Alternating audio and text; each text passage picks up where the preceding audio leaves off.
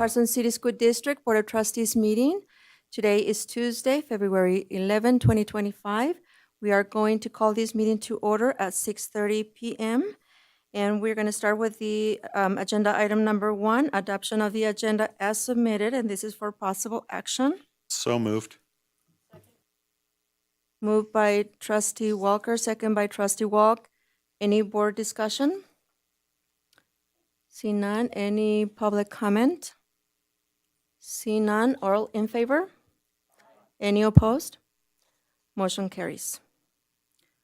Agenda item number 2, flag salute. Trustee Varner? Pledge allegiance to the flag of the United States of America and to the republic for which it stands, one nation, under God, indivisible, liberty and justice for all. Thank you, Trustee Varner. So at this moment, we're going to invite the Northern Zone Music Educators Association, NCMEA, High School Honor Choir performance of the National Anthem. Welcome.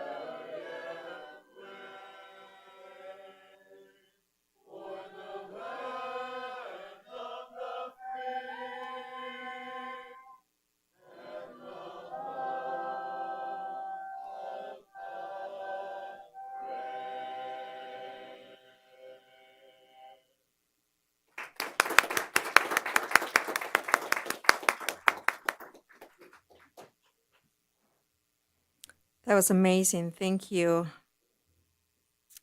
Okay, agenda item number 3, Superintendent's report, and this is for information only. Superintendent Feeling. Thank you, President Ramirez. Tonight we have a whole lot of friends here to celebrate some successes. First, we have Mr. Andy Sonamaker here with the NZMEA High School Honor Choir representatives from Carson High. So, Mr. Sonamaker, would you like to come up and chat a little bit about that success?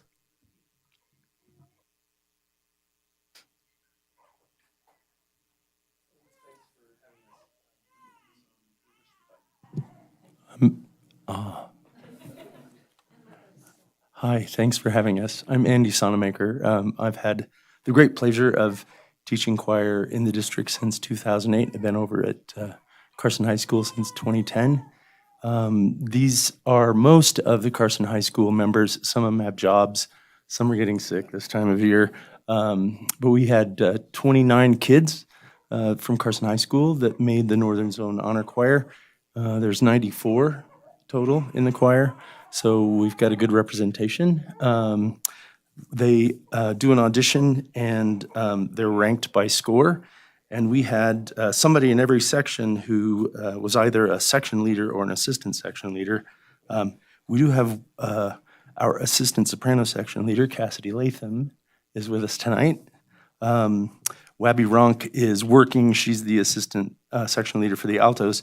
Our tenor section leader, Nigel Torreson, is also in our spring musical, but he's not feeling well either. But Jaden Wright is here, and he's the bass section leader, got the highest score in the whole zone of the basses. Super bunch. A lot of kids do other stuff other than just choir. How many of you are in band? Raise your hands. I was a band geek in high school too. And how many folks do musical theater in addition to choir? Yeah. So it's a fun bunch, and we appreciate all of your support. And I'd just give a plug. We're going to be in this building on Friday night, barring a snow day. In this building on Friday night with all the other kids from the honor choir and a guest conductor from Utah University who's coming in to work them Thursday and Friday, and Friday night at 7 o'clock. We'll be in the Bob Boldrick Theater giving a concert along with the middle school honor choir from the zone. So thanks for all the support. Yeah, you bet.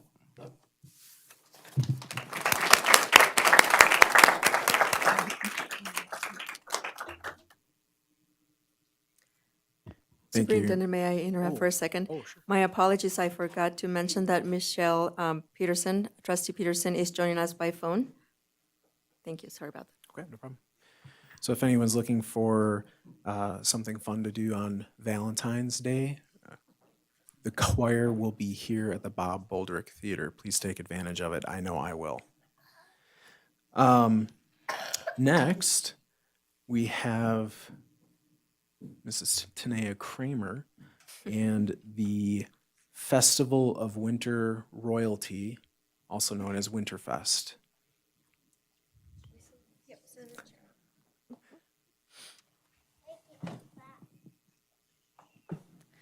Hi there, I am Tanea Kramer. I am the leadership advisor at Carson High School, and I have the pleasure of introducing some of our Winterfest royalty. Oh, please excuse me, as I try to throw that picture away instead of using it.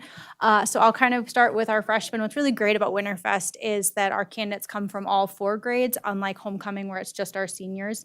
So we have some here to represent, and I'll let them talk about themselves as we get through their grade, and then I'll talk for the ones that are unable to make it tonight. First up, we have Nico Mitchell. His older brother, Kakoa, was homecoming king, so they were pretty excited about Nico winning this one. His favorite class is his art class with Miss McCraw because he loves to draw. And then our freshman queen was Hope Brown. Her favorite sport is cheer because it combines athleticism, teamwork, and creativity. So those are our 2 freshmen, king and queen. We have our sophomore king was Dean Parr. Remember that last name, it'll show up again later. His favorite class is Honors World History with Mr. Spence because he makes the class fun. And I will let our sophomore princess introduce herself. Is it on? You're all good. Okay.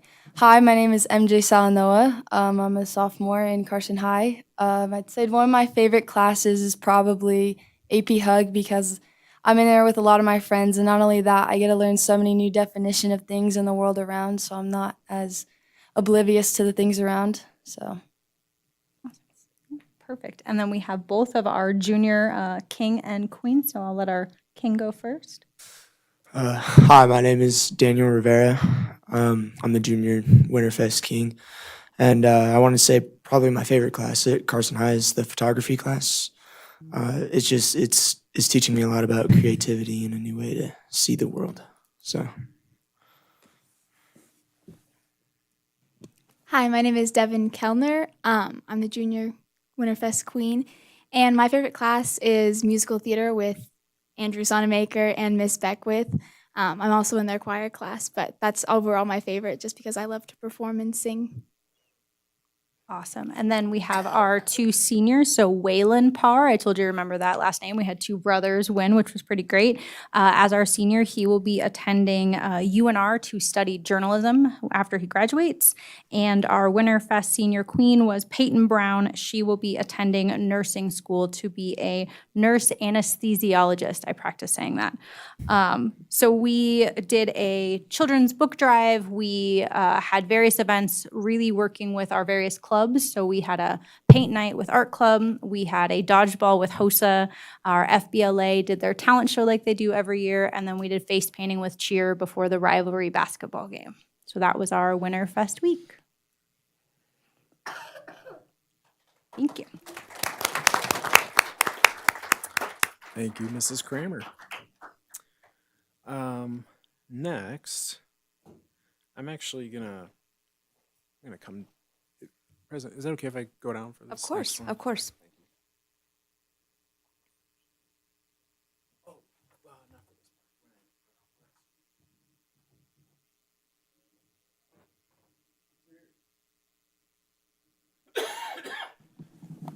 Is there anyone in the audience named Bev Singleton? Is anyone? Oh, come on up. Come on up. Yes, I did. So, 1984 was a great year. It was the year I started collecting baseball cards. It was the year the number one song in the country that year was "When Doves Cry" by Prince. Oh, yeah. The Summer Olympics were held in Los Angeles. Ronald Reagan had like the largest win in presidential history, like the biggest landslide ever. All these, important events, and one more.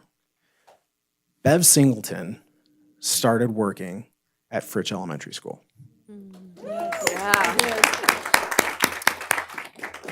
So Bev was nominated for something called the Rise Award. It's a national award where two classified employees, as I understand it, two classified employees from every state get chosen to be recognized at the national level. So 5 finalists were chosen from submissions in Nevada, and they went to the governor. And one of the 2 that he chose were Bev to go on and That's get incredible. nominated. So that's kind of a big deal. Yeah. Pretty big deal. Yeah, That's what happens when you hang around in elementary school for 40 years. I know. Well, if you did 40 more, you might have another chance. I might. So I just want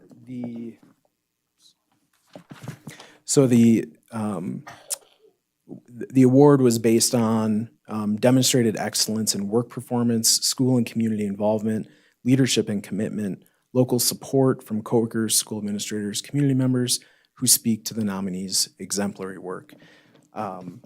I've known Bev now ever since I've been here. Has just been great to work with and a great voice of reason and conversations that I've had over 11 years. But that's really just like 25% of your career.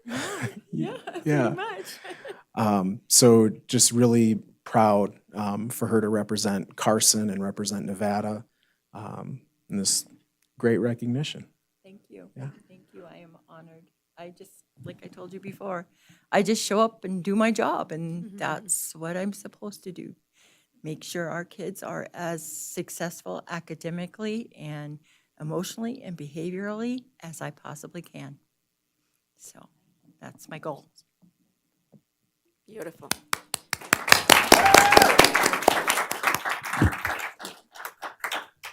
Bev, congratulations. It's well deserved. I couldn't believe the other day when I read that you'd been here 40 years at the same school. That's amazing. Thank you very much. Everybody speaks highly of you. I've really enjoyed the time I've got to spend around you since I've been on the board, and it's just well deserved, like I said. And I don't know if you can do 40 more, but yeah. Let's talk. Anybody else? Go ahead. Molly? No, thank you for the 40 years you have given. People speak extremely highly of you, and it is so great to see your family here.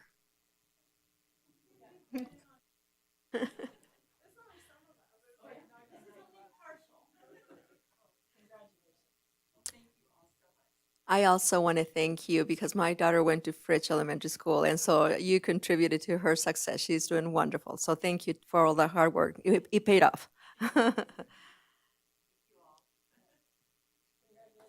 Congrats, Bev. Congratulations, yes. You know, I do have a question. What happens now? Do you get to go to some other state to represent Nevada, or is, No, it's my understanding they've already chosen the person that was selected for the national representative. He is a school police officer in Pennsylvania. oh, okay, So the national person's been chosen. But okay. that's good. This is Yeah. good. Well, thank you. Thank you. Oh, that's wonderful.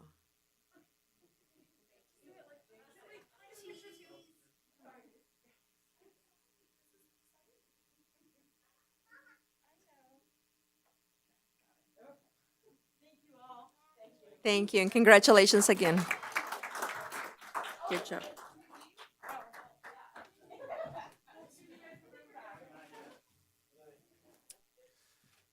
Thank you.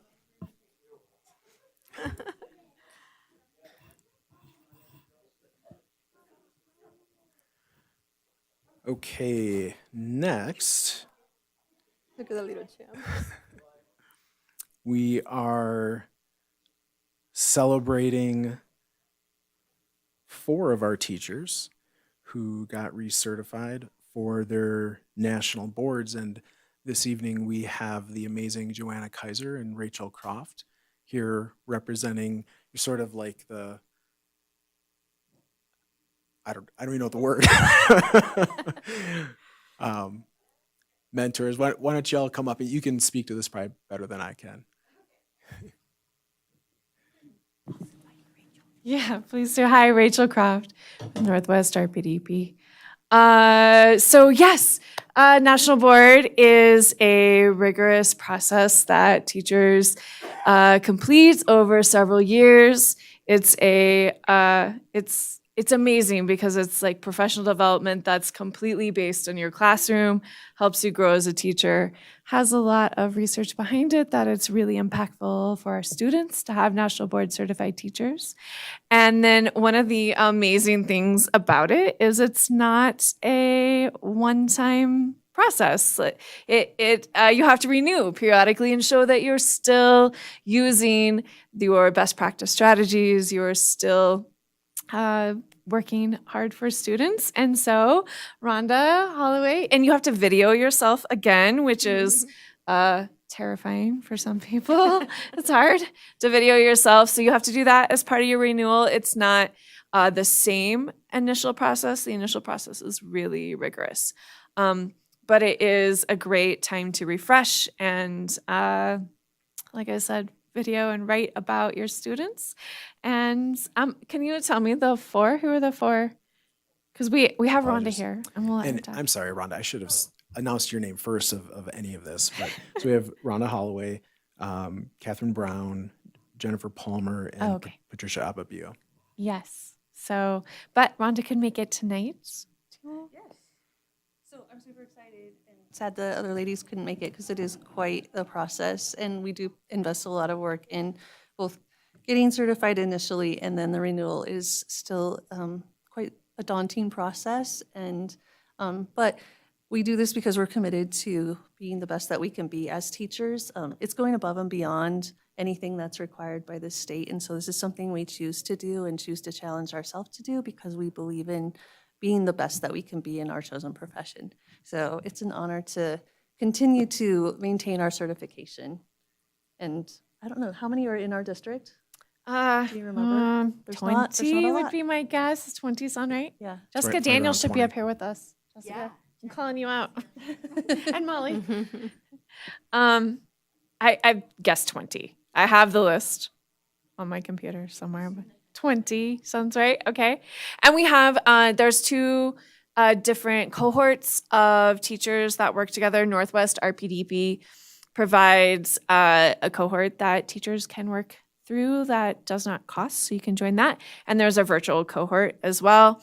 And so we currently have 4, I think, teachers who are working through the initial certification this year. Can you hear me? Oh, Say your yeah, name. okay. Joanna Kaiser. I just wanted to say one thing about Rhonda. I was able to, and you too, got to video her both times when she initially received her national board certification, and then when she did her recertification. She is such a dedicated, amazing educator. And it is hard. National boards is hard. The rigor of it, I think 5% of the teaching population are nationally board certified. I did a thesis, it was harder than my thesis. So it's very rigorous, but I just have to say on a personal note about Rhonda, I of course work at PDC, and when I drive home or when I'm running early in the morning at 6:30, she's at school. Sometimes I'll see her going in as I'm running by. And when I go home at night, she's at school. She's very dedicated, and not only just to her classroom, but to the students as runners. She coaches track, cross country, coached both of my daughters. She's amazing. She's an all-around amazing human. So thank you, Rhonda. That's beautiful. All right. Well, and I was going to say that she does go above and beyond because we know everybody's favorite thing to do is to come to a school board meeting. And she came twice. So thank you for your commitment. Seriously, you are a phenomenal teacher. So congratulations. Thank you. I also want to thank you for your continuous dedication to our kids. I realize that, as moms and as adults, it's very hard to go back to school. So I commend you for that commitment. Yeah. So thank you. Okay. Okay. Just a couple other things. There's an organization called Common Sense Education that has recognized Carson Middle School, Sealiger Elementary, and Mark Twain Elementary as Common Sense Schools, which is an honor that recognizes their efforts in teaching digital citizenship to young people and engaging the entire school community in that important discussion. So I just wanted to say kudos to Carson Middle, Sealiger, and Mark Twain for getting that recognition. The legislature has started. Okay. Silence. It has been a lot very quickly. So, but we're trying to stay on top of that as best we can, and look forward to more months ahead. So, just wanted to say that.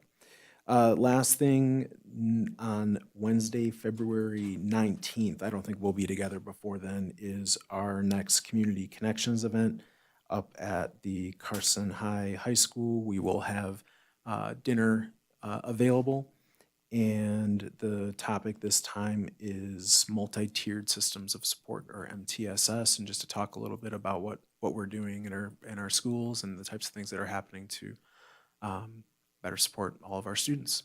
That's all I have. Sorry, what day was that again? Wednesday, the 19th at 6 p.m. February 19th? Yeah, you can get there early if you want to grab food. We all love food. Awesome. Thank you so much. Moving on to agenda item number 4, board reports, board member comments, and this is for information only. And do we have Carson High School representative? I don't see. Does Michelle have a report from Carson High School? I know she's on the phone with us. I do not. Okay. To report this week, sorry. Okay. All right, no worries. Pioneer representative, Diane?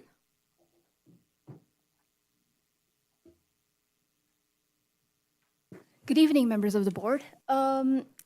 This month and last month has been totally hectic, and I have a few announcements that I'm pretty jazzed to share with you. Besides the fact that I just got my wisdom teeth out. Yay! Good job on that. Yeah, if you are or know anyone who's getting them out soon, just make sure to tell them to ice your face properly. I looked like a chipmunk and a grape for the first 5 days. It was nuts. Thank you. All right. This week, the Carson Speech and Debate team will travel across the state to the beautiful city of Elko. They'll be there from Friday to Saturday, so we're keeping our fingers crossed and hoping that the weather doesn't interfere with their trip. The Pioneer National Honor Society will be selling candygrams for $1, and all of the proceeds will go towards the Advocates to End Domestic Violence. February 18th to the 21st will be for a week of kindness. This event is designed to foster a positive, inclusive, and supportive environment within our school community by encouraging students to engage in acts of kindness throughout the whole week. On Tuesday, we're going to have a kind note bulletin board where students can put up these little notes which have inspirational quotes or just messages of kindness to their friends. And it's going to look nice, and it's also, you can just look up there and you can just see just how much love we have for each other, you know? I like that. And we'll also be starting a kindness blackout bingo where students can fill out a bingo card by doing kind things for others, like holding open the door for someone, giving a compliment to someone they don't know, thanking their custodians, you know? On Wednesday, we'll be doing friendship bracelet making, and we'll be doing a thank you note station for, again, giving notes to our peers. On Friday, we'll be doing kindness trivia, where we'll participate in a quiz about kindness, and those who did their bingo cards can submit it for a prize distribution in a raffle. Thank you. This is Caitlin signing off. Kaylin, thank you so much, and my apologies. I call you Diane, sorry. All right. So Nevada Association of School Board update. Do we have anyone from the Nevada? Oh, I'm sorry. Yeah, Richard, go ahead. no problem. I really don't have much. Just a reminder that March 5th is the day of the legislature. And then the following day will be professional development training here in Carson at WNC. So hopefully everybody got signed up for both those events. And that's really about all I have right now, unless Mike has something he wants to add.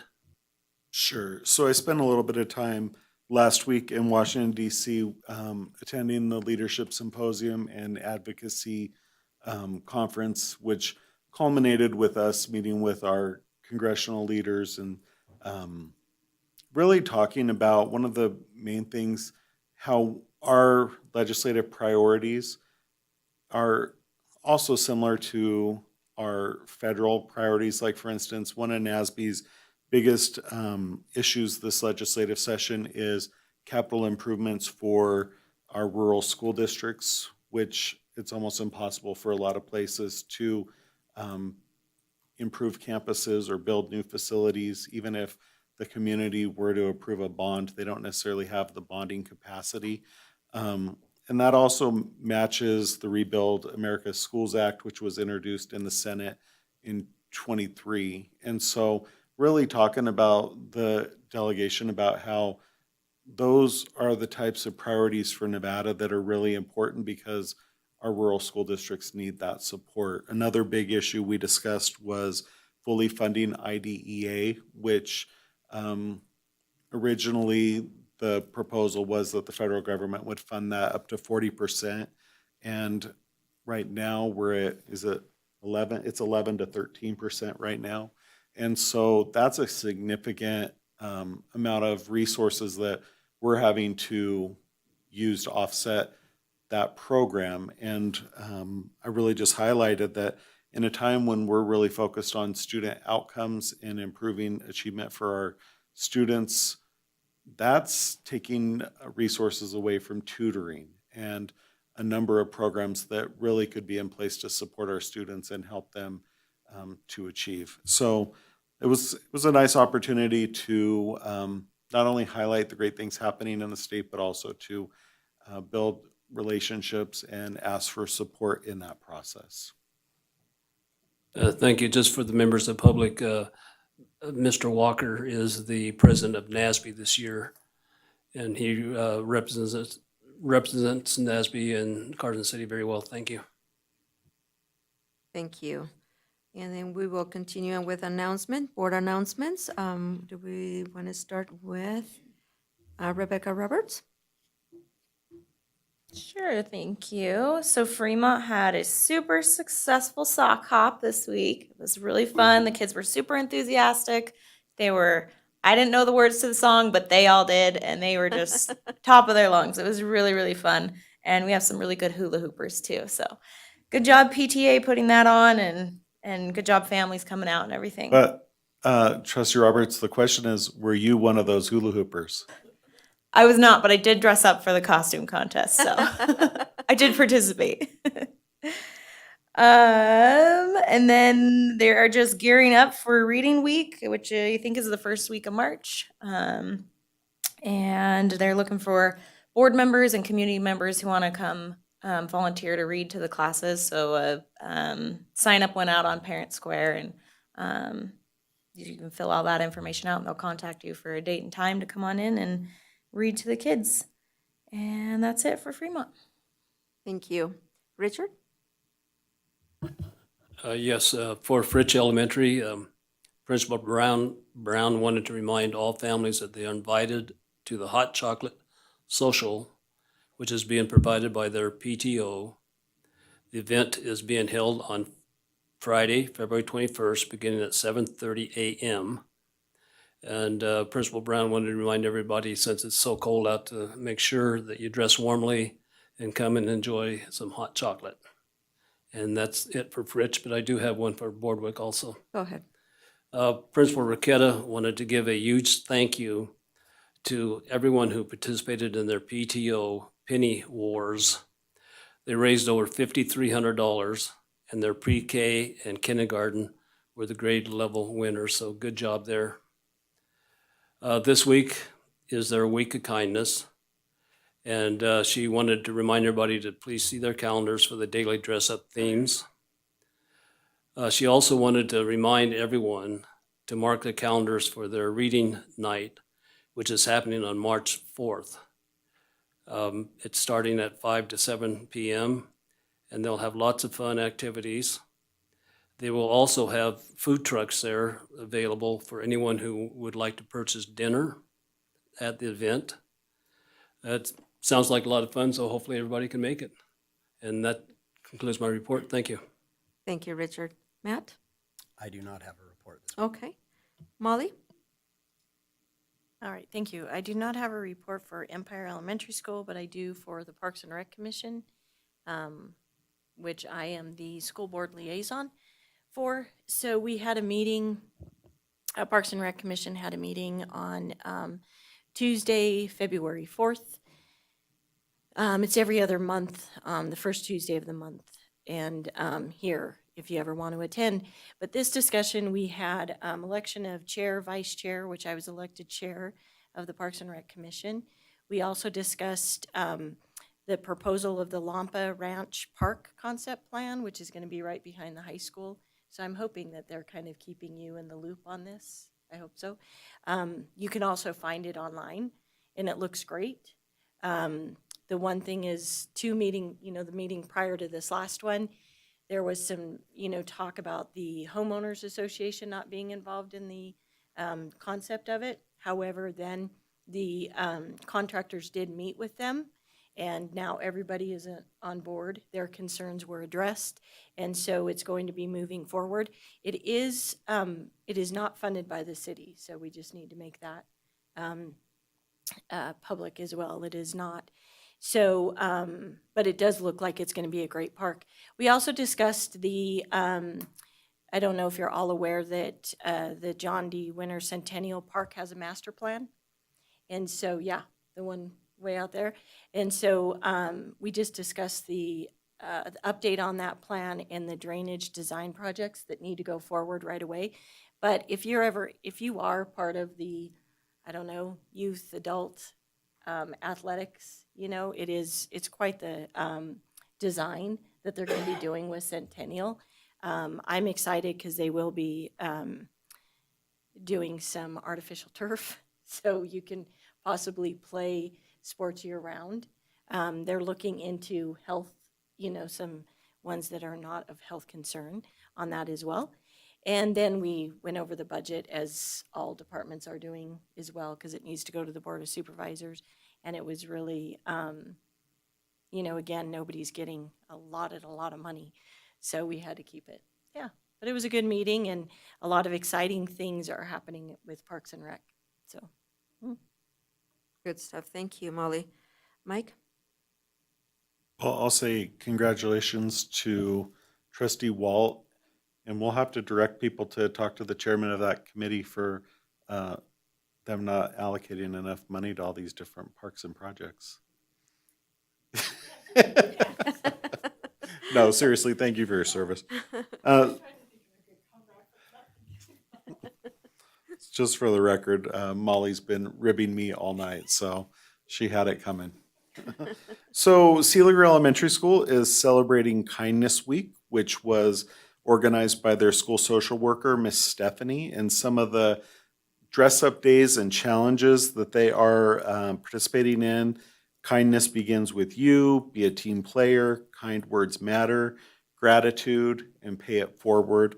And it just kind of reminds me of Mrs. Terry, who hired me as a brand new teacher at Sealiger many years ago, and her philosophy and motto was always kindness always. And so it's great to see that Sealiger Elementary School is still practicing kindness. Thank you, Mike. And for me, from Pioneer, I met with VP Vice President Molden from the Pioneer campus, and I want to thank her for giving me the time to give me a tour and just to provide me with an update of where they're at in terms of the changes that are taking place. I was also invited to join the meeting with Mr. Carson and the staff from Pioneer, and it was just a wonderful conversation that they had, a very united group and very collaborative with the administrators. So I was very pleased to see that. And then also Mr. John Hager, the president of the Carson City School District Foundation, is adding an agenda item for me to report to the board of anything that, that our board wants to share with them, just kind of opening up more the communication channels between our board and their board, which I thought was very nice and very welcoming. And then he's also inviting the members to rotate and attend their meetings so that you can be informed of what they cover and what, discussions are taking place in their meetings. So I will be reaching out to you guys individually so that we can have you take turns and join me to attend their meeting. They meet on the first Thursday of the month at 11:30. So, and I believe that concludes my report. All right. I'm sorry? The third? I had in this, I'll double check. I will double check. I thought it was the first. Okay, I'll check on that. All right, agenda item number 5, association reports. We don't have anyone from the association. Okay, very good. Agenda item number 6. And this is public comment. I was informed that we do not have online public comment. Do we have in-person public comment? See none. I will close public comment. Agenda item number 7, discussion on newly proposed CCSD policy 1065, information and communications technology, ICT security, and this is first reading for discussion only. And I believe Mr. Raymond Maderos is not here, but Superintendent Billing is going to take on this discussion.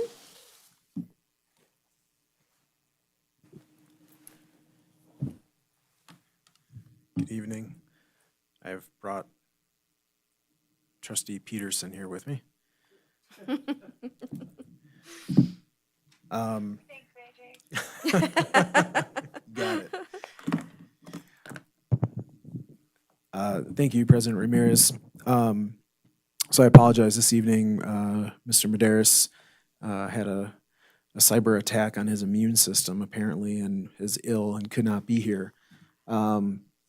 So he has put together this proposed policy 1065. And this is certainly not my area of specialty, but it's a pretty high level policy around what we do as a district, what we commit to doing around privacy and just good practices around our communications and IT infrastructure. A couple of the talking points he gave me is that this policy will establish a foundation that will support various other cybersecurity focused standards, processes, and procedures. It's high level and broad scope, allows for maximum flexibility, which will allow the district to rapidly adapt to evolving threats. and it will assist with the district's efforts to align with national cybersecurity framework CIS controls, CIS controls, which will help us better protect district technology assets and data. And it will support the district's efforts to maintain compliance with FERPA, COPPA, and SIPA, and applicable federal and state laws. FERPA, you may be more familiar with, Family Educational and Rights and Privacy Act. COPPA is the Children's Online Privacy Protection Act, and SIPA is the Children's Internet Protection Act. So this is the first reading of this policy, and happy to take any questions, and if I can't answer them, I certainly will go back to Mr. Medeiros and get better answers for you. Good. Go ahead, Mike. Yep. I have two questions or ones of thought.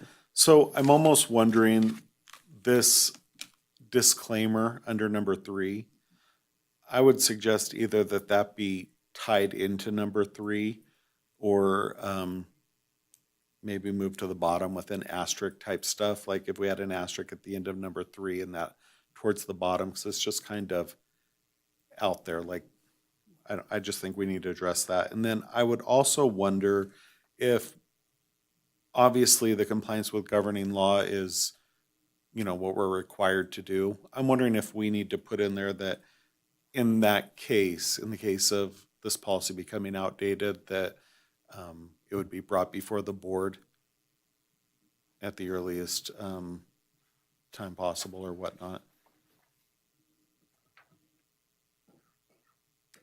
Any other questions or comments? See none. Okay, thank you. Trustee Ramirez, I Yes. apologize. Trustee Walker, I'm not sure. The first point about number 3. Do you see how, like, the data loss, it's just like a disclaimer that it might not be avoidable, things could happen, but it's looking like that's a step we're gonna take as part of the policy. So I would say either we put an asterisk at the end of number 3 and then move it to kind of like a footer, or even incorporate it into the compliance with those applicable programs and laws or whatnot. Got it. Thank you for the clarification. Yeah.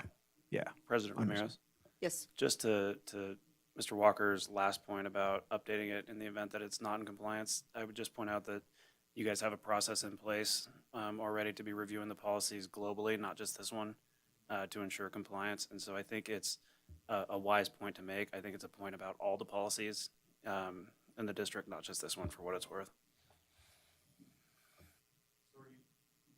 Are you advising that we do revise that, or just have the understanding that that's a common practice of this board? Yeah, I think it's important to note, like you did. I don't think it should be in the policy itself, though.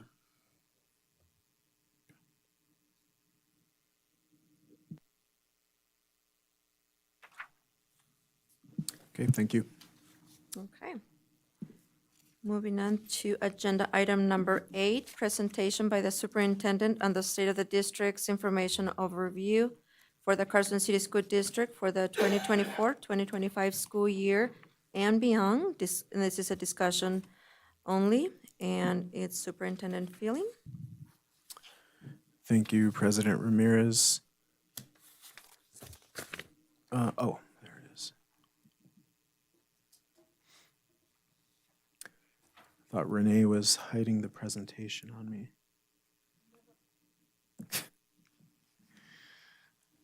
Okay. Thank you. As an annual event, going back many years before me, taking a little time tonight to review just some overall information about what has been happening in the district over the past year, our successes, our struggles, and a lot of the work. And there's a lot of work going on. Greeting you here in this picture is the 1915 Carson High School football team.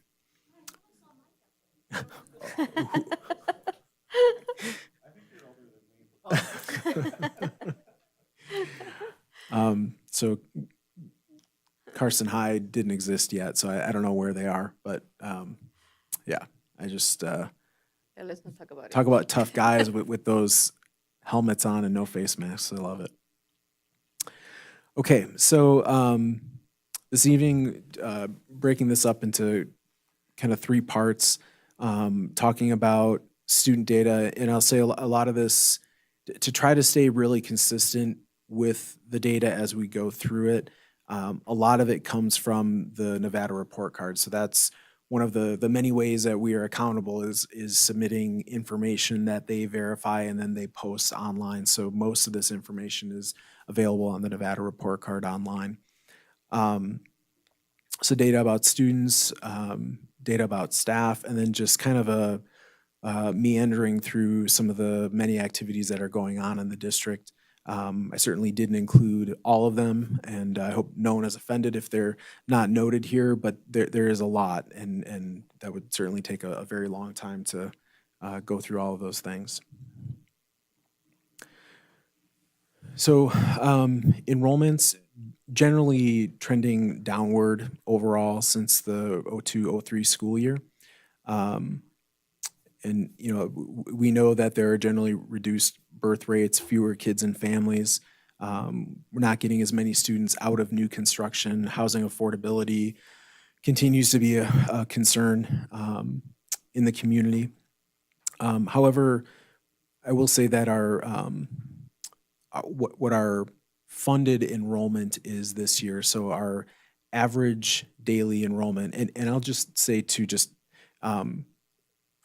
for Trustee Roberts and Trustee Peterson, I'm trying to be really cognizant of the fact that there's a lot of acronyms and things that you're not so accustomed to. So if there's something, please stop me and I'll explain. So funded ADE, average daily enrollment. So up until 2017, I think it was, we used to get funded simply on count day, which was, I believe, October 1st of any school year. And now they look at the enrollment every single day of the entire school year and take an average of that. And so the way it's looking this year, it actually might creep up a little bit. Right now, projecting it to go up about 6 from where we were last year. We'll see where that really ends up because we still have to go through all these days for the rest of the school year. So a little bump, but overall the trend is certainly on the downward.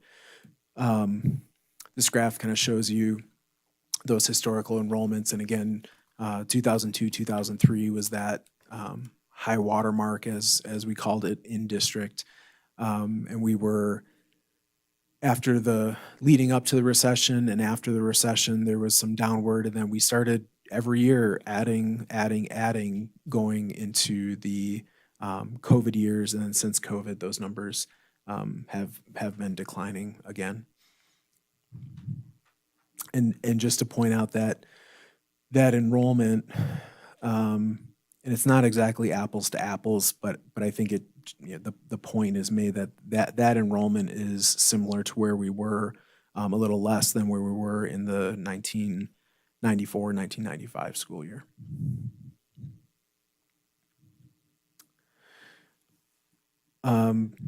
Demographics, and again, all this is from the Nevada report card. So the information they have on there is reflecting last year, but this year's demographics are going to be very similar to what we had last year. But I pulled from about 10 years ago what the demographics were just as a point of comparison.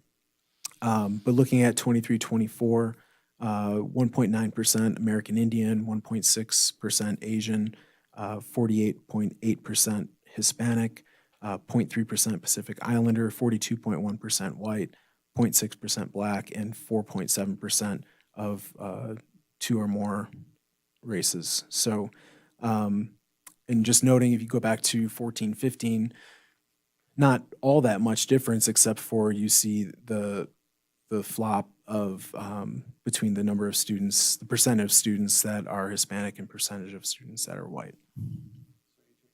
Yep. In this presentation, do you specifically list what percentage of those students are multilingual learners? And if you don't, I think that might be an an interesting item going forward, just what percentage of our students are multilingual learners, but then also what percentage of our teaching staff are ELAD or TESOL certified. Just, I know it was a big focus in the past and we haven't talked about it in a Sure. while.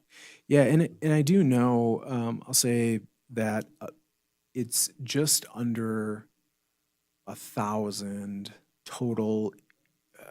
Actually, it might be closer to about 930 English learners in the district. I do actually, the percentage of the English learners last year is on the next slide. Total ELAD endorsed teachers, I think, is something like 263. So of about 500 certified staff, a little over 50% of our staff have that English learner endorsement. So here you see that breakdown. And so I just have 23, 24 for Carson and Nevada, but below, again, just for comparison's sake, I have the 14, 15 number since I had it on the previous slide. But last year, 12.8% of our students had an IEP, meaning they qualified for special education services.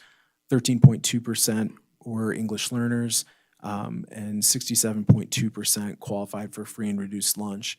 And you can see how that compares against the state of Nevada, and you can see how that compares historically.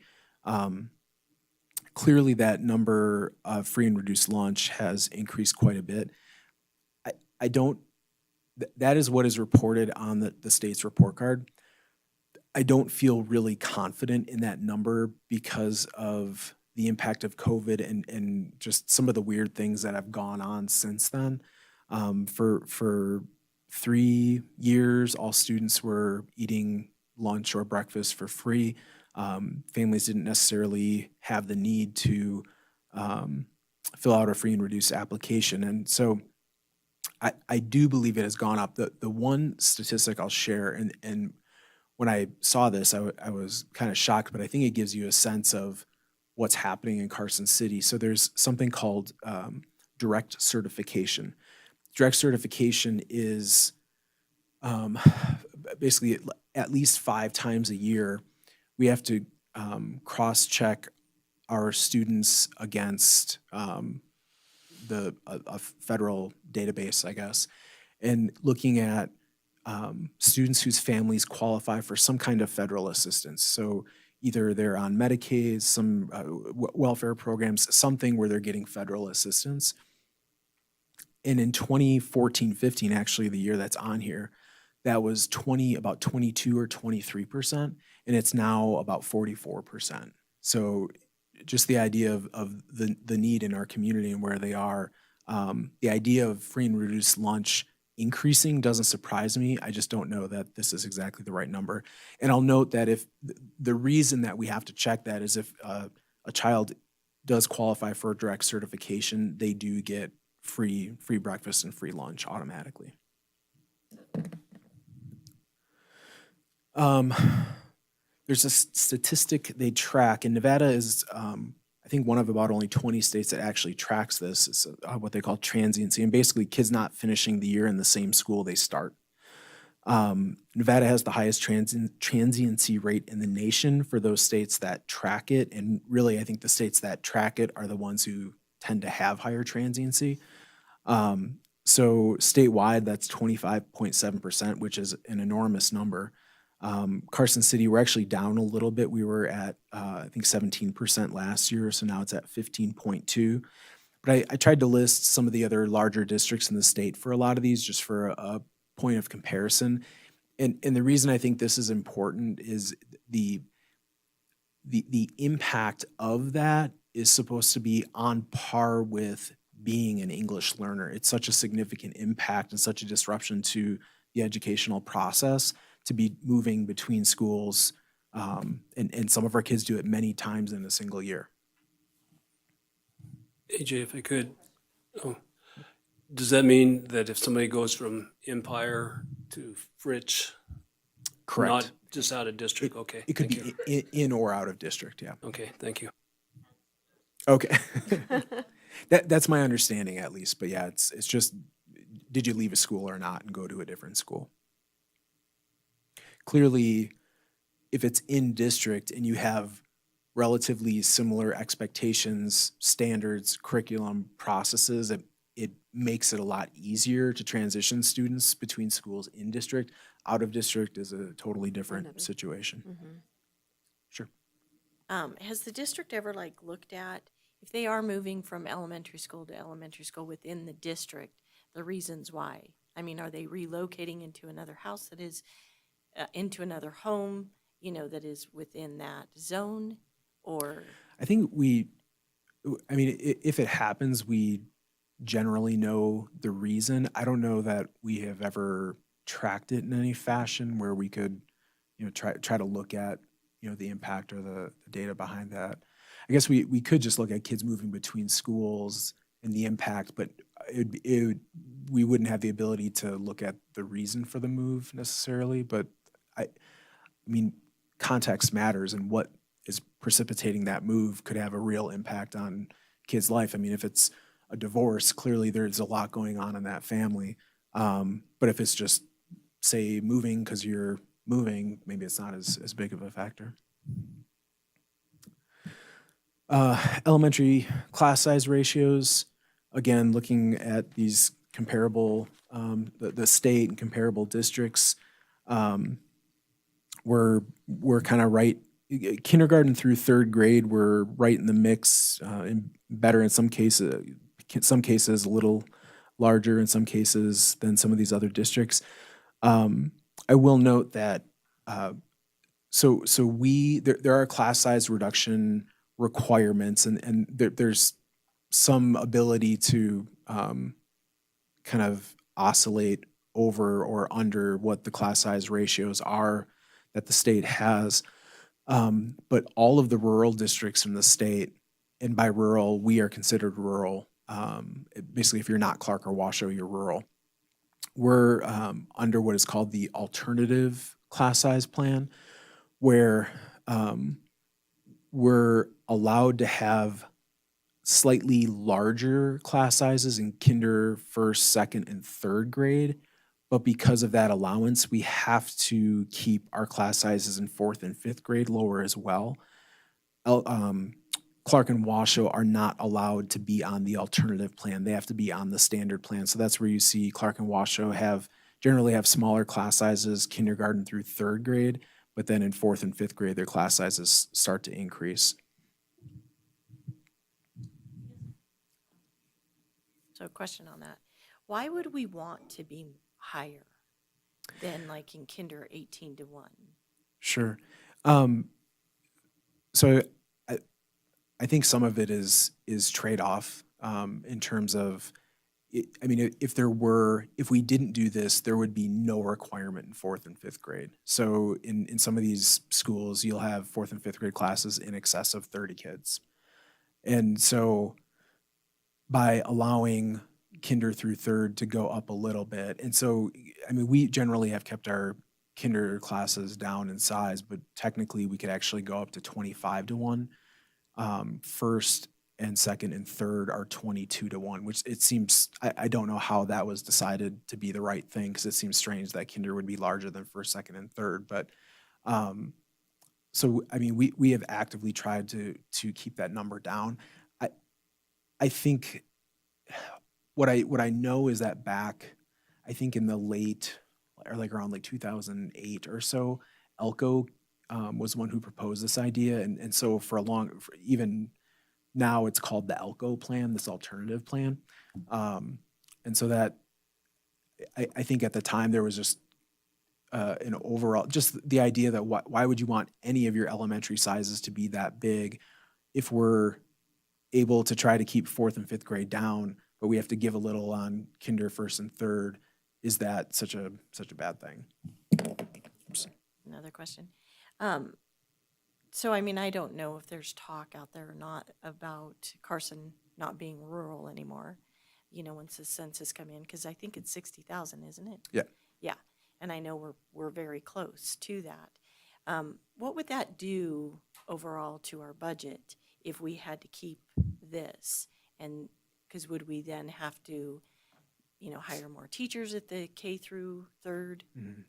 what would that do to our budget? Yeah, so most of our schools right now, and next year is looking the same. They generally have 4 teachers per grade level. There are some that are different. Empire generally has 3 per grade level.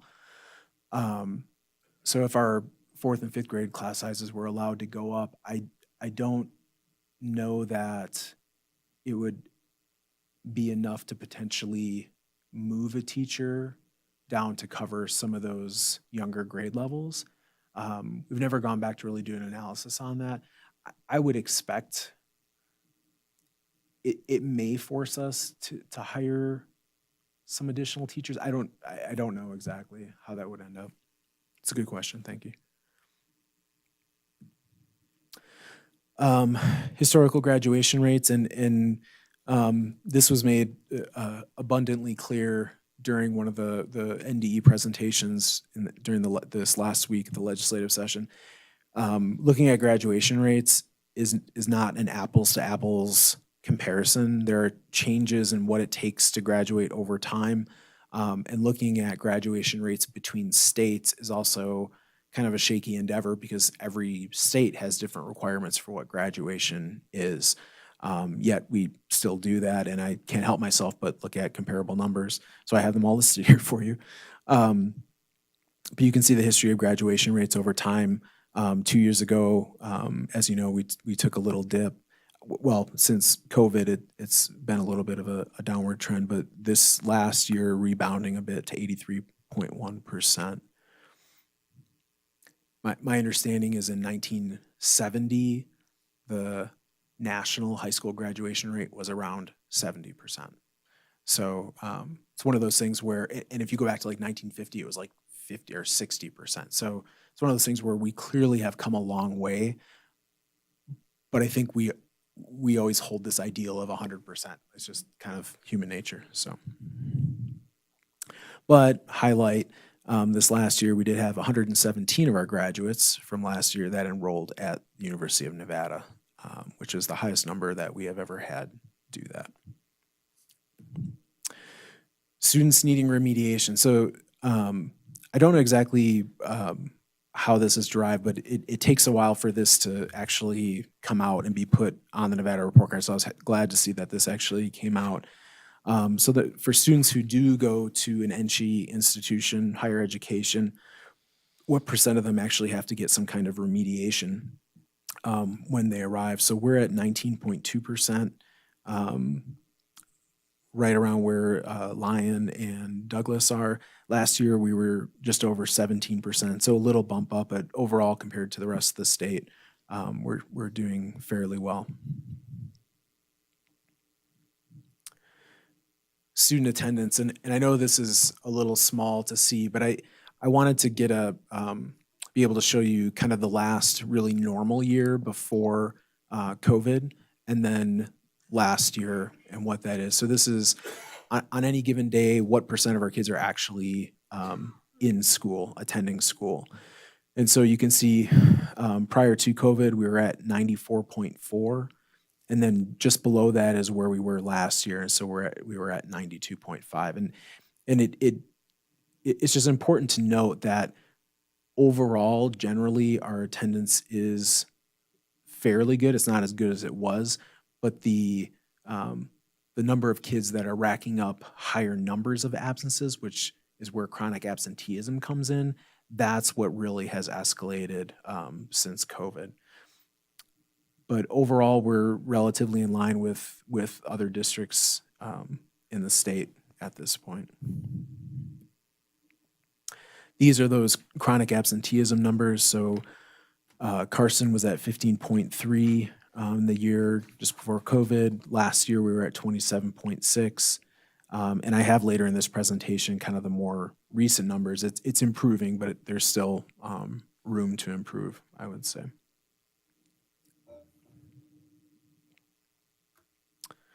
So moving on to talking about staff.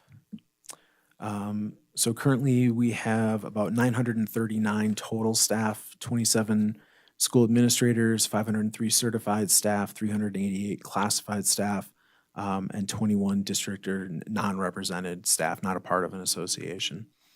General fund staffing costs are about 87% of the costs in our schools, and about 13% then are outside the schools. So clearly, the bulk of what we do with our people is put them in the schools and in front of kids and supporting kids. Those that are outside the schools are things like transportation, and you can get into arguments of, well, they're getting kids to school and they have routes to specific schools, but it's easier just to say that's outside of school. That's about 6% by itself, but then maintenance, grounds, warehouse, and then the district office. Leadership costs, so this is from Nevada Report Card as well. So it's looking at the way it breaks it down is it looks at 4 categories: instructional costs, instructional support costs, leadership costs, and operations costs. And so just looking at that leadership category, Carson City, we spend about 6.1% of our budget on leadership personnel. And that is rather low compared to other districts in the state. It's lower, well lower than the state average percentage. If we were to increase our level of district leadership up to 8.6% like this, that would be an additional $2 million in costs. So it just gives you a sense, I have talked about this before, we run a very lean district office, and this is really kind of that information that shows that is a true statement, especially compared to some of the other districts in the state. Leadership, is that like deans on up, or is that just at the district office? This is, that's actually a good question. It may be school administrators too. I would have to go back and look. It may include it. No, it's a good question. I can follow up on that. Because of state charters, like that would have to be school administrators. Yeah, correct. That's good logic. Yeah. So so school and district leadership. Sorry, thanks for the clarification, Mr. Clapham. And I think that's something to commend you on, because I think everywhere you go, the common thought is it's so top heavy in school districts. Right. And it's truly not. Right. Especially in this district. And that means that you all are doing, extra to keep the costs down. And so thank you for that. That's good leadership. Teacher attendance overall, last year we're on an average day 93.4% full, so that's pretty well in line with most other districts except Clark, which stands out.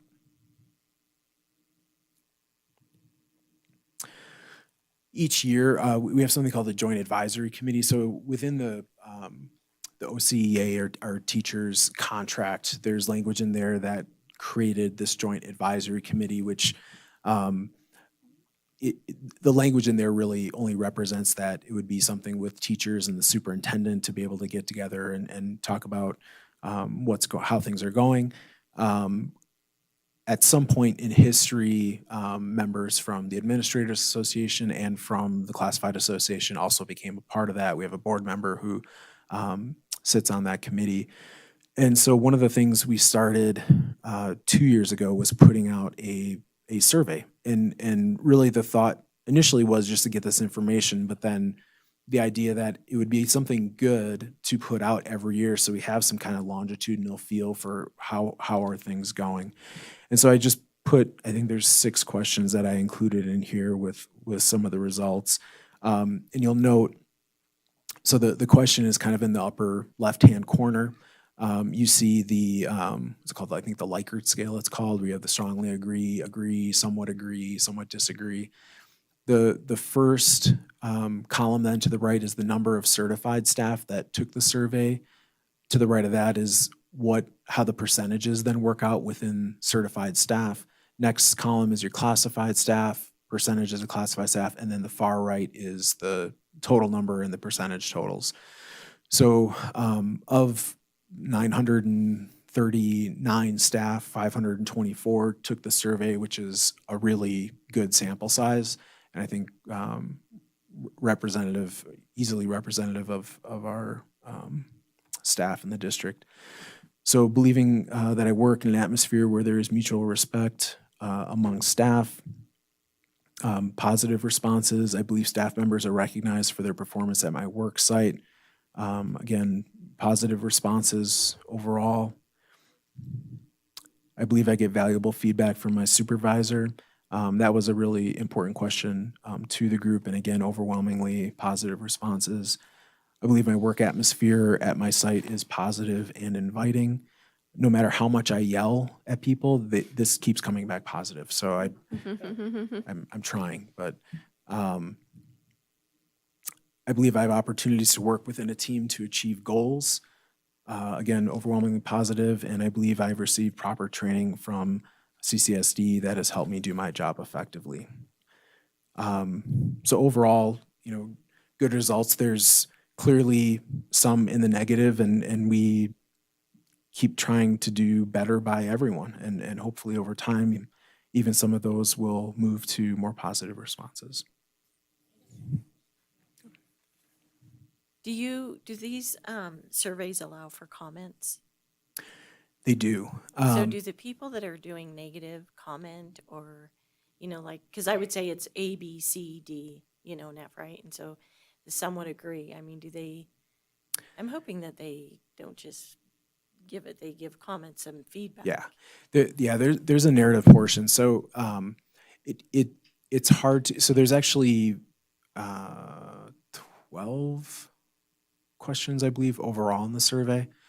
And all of them allow for narrative response.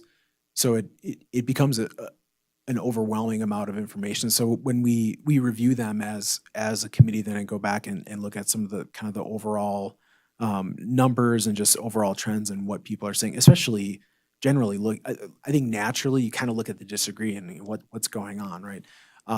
What is interesting is that sometimes those who disagree, the narrative actually isn't very negative. Sometimes it's even positive, but then sometimes within the agrees, it'll be kind of a negative narrative. So we try to take that into account, and when we're looking through that, and do review some of this information with the principals at their sites as well, just so they have a sense of kind of how things are overall, and if there are specific things that come up, having a chance to at least talk about them. So, Rebecca, did you have a question? Oh, okay. Okay. And I will note, just to say this, for some reason that I have not quite figured out yet, the question that is at the top here, it only shows that there's 509 responses. And within the Excel sheet this is in, I've not quite figured out why it's not capturing. There's an additional 4 or 13 people. But I think generally overall, you can kind of see where the responses end up. I just don't want someone to think I'm trying to pull the wool over your eyes with that. Yeah. Lastly, kind of the district activities, things going on. So I frame a lot of how I think about what we do around this multi-tiered systems of support. It's really kind of an overarching way to think about all of the things that we do to support kids. One of the things in particular within kind of instruction and really the curriculum supporting instruction is the continued rollout of proficiency scales. This is a ton of work that there are a select few in the district who focus a great deal of their time on this, but there's a lot of support from other teaching staff in the district, really trying to be really thoughtful about, when I am doing in my classroom, are we covering what we're supposed to cover? Am I getting kids to demonstrate the skills they're supposed to be able to demonstrate, rather than doing things that ultimately, whether we like it or not, that there's testing that will happen that judges whether our kids are where they need to be. And so this helps try to align all that work to make sure it's moving in the right direction so that kids are learning what they're supposed to be learning.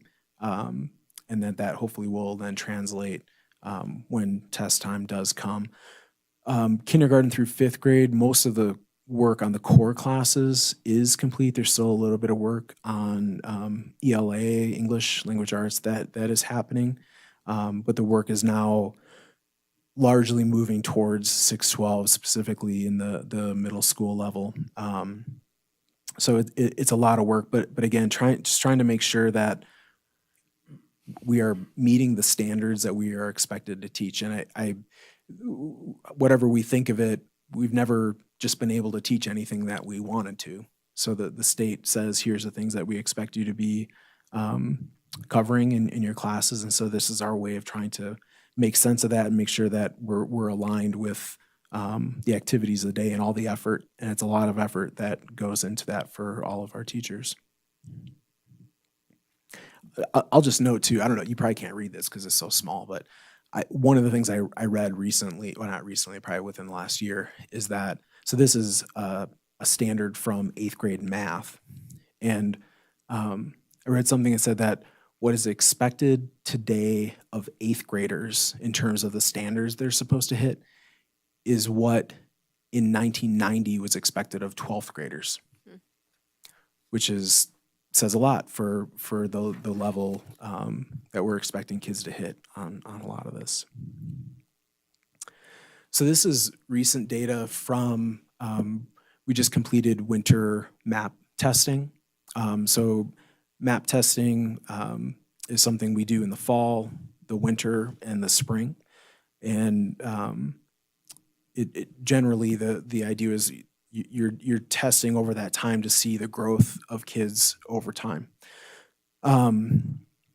So looking at this, the graph on the left is data, and what this is really looking at is the difference between the fall map and the winter map. The left graph is 2022, the middle is, 2023, the middle one is 2024, and this last one is 2025. So recently completed map testing. On the left-hand column,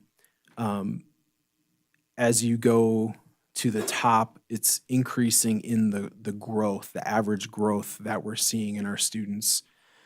Going from left to right is looking at kind of their percentile of achievement. And in MAP, they have RIT scores, and depending on where your RIT score is, it puts you within a certain percentile.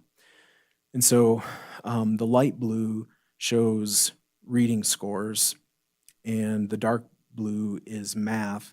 And it's broken up into quadrants to kind of give you a sense of how are we doing in growth and how are we doing in that overall percentile. Ideally, you would love to be in that upper right-hand quadrant because that means you are high growth and a high percentile of achievement.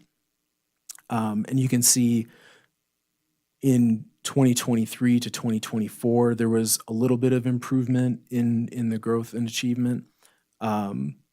But really going into this year, these winter maps, we've actually seen some significant movement. The reading, not as much, and there's still work to be done with the proficiency scales that will hopefully support some of this, but the math score really stands out. That proficiency scale work was completed last year. We've rolled out a new curriculum that is supporting what our teachers are doing in their classrooms that aligns very well with the scales and standards. And so we seem to be seeing some impact from that. So that was really exciting to see for all of us.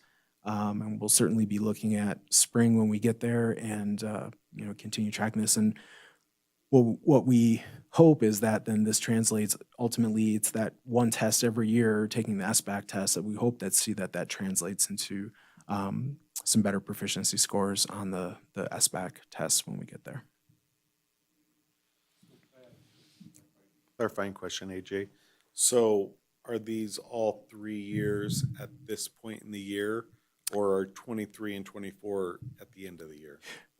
Good question. Thank you. So they're all at this point in the year. So it's the growth, the growth piece is really looking at that. What was the growth from the fall to the winter? The percentile is just with that winter take of the test. Where did the average fall for the achievement percentile for those kids? Yeah, yeah. That is a whole lot of work, and it's our teachers and God bless them, new curriculum, trying to learn that, figure out this new tool, trying to make that all work within the proficiency scale rollout that has been happening over the last 3 years to make sure that the curriculum is aligned to those scales and those standards and moving kids in a direction to meet those. Behind the scenes, our curriculum coordinators who have put blood, sweat, and tears into making this happen. Actually, with math too, I think it was over the summer, we had like 25 teachers that spent, I can't remember the number of hours. I just remember Erica Meisler at Empire she had spent some unbelievable amount of time trying to do some of the scale work and make sure it was aligned with the curriculum. And then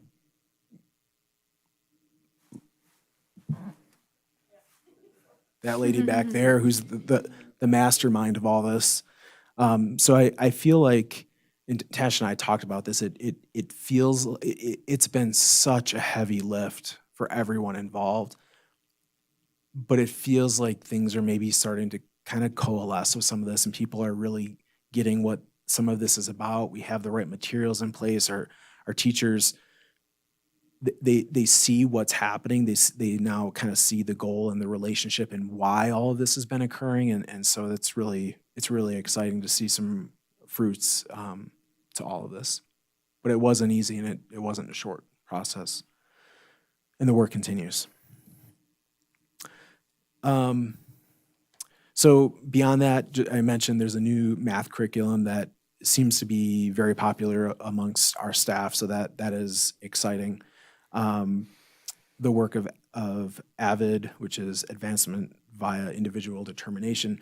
Basically, it's a company that does a lot of support, and they'll say, we didn't invent all this stuff, but they kind of put together a nice package here, all really good instructional strategies for teachers and learning strategies for kids, different ways to take notes, just a lot of good instructional practices that we can bring into the classroom and support. And then for students that are struggling, what are we doing for interventions? And so we do have some positions, interventionist positions at the schools and paraprofessionals that support kids that need it.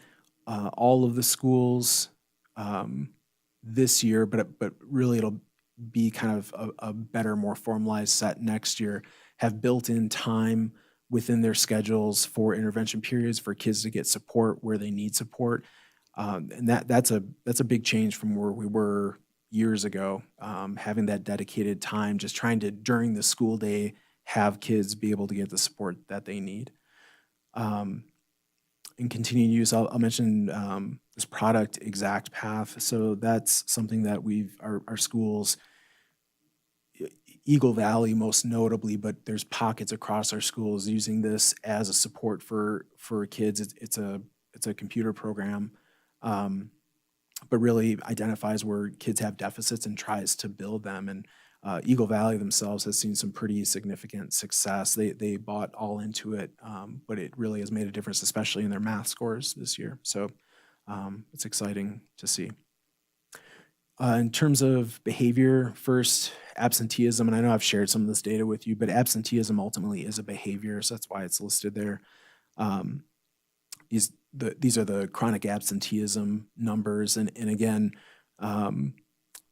starting with 18-19, because that was the last normal school year, and then looking at the 24-25 school year at the bottom, it's looking at the first 100 days, so kind of prorating to figure out where would we be if it was a 100-day school year, where would we be in terms of chronic absenteeism? So we've definitely seen general improvement.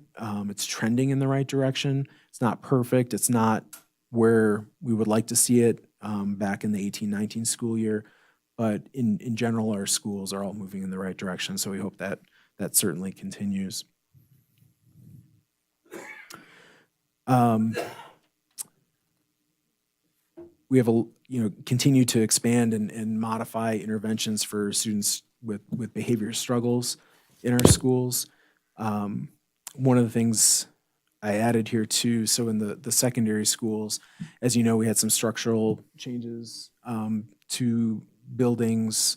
The restroom setup at Carson High School, the E-Hall pass monitoring. So it's Carson Middle and Eagle Valley and Carson High are all using an electronic system now for hall pass monitoring to make sure it's not getting abused when kids are asking to go to the restroom or other things during the school day.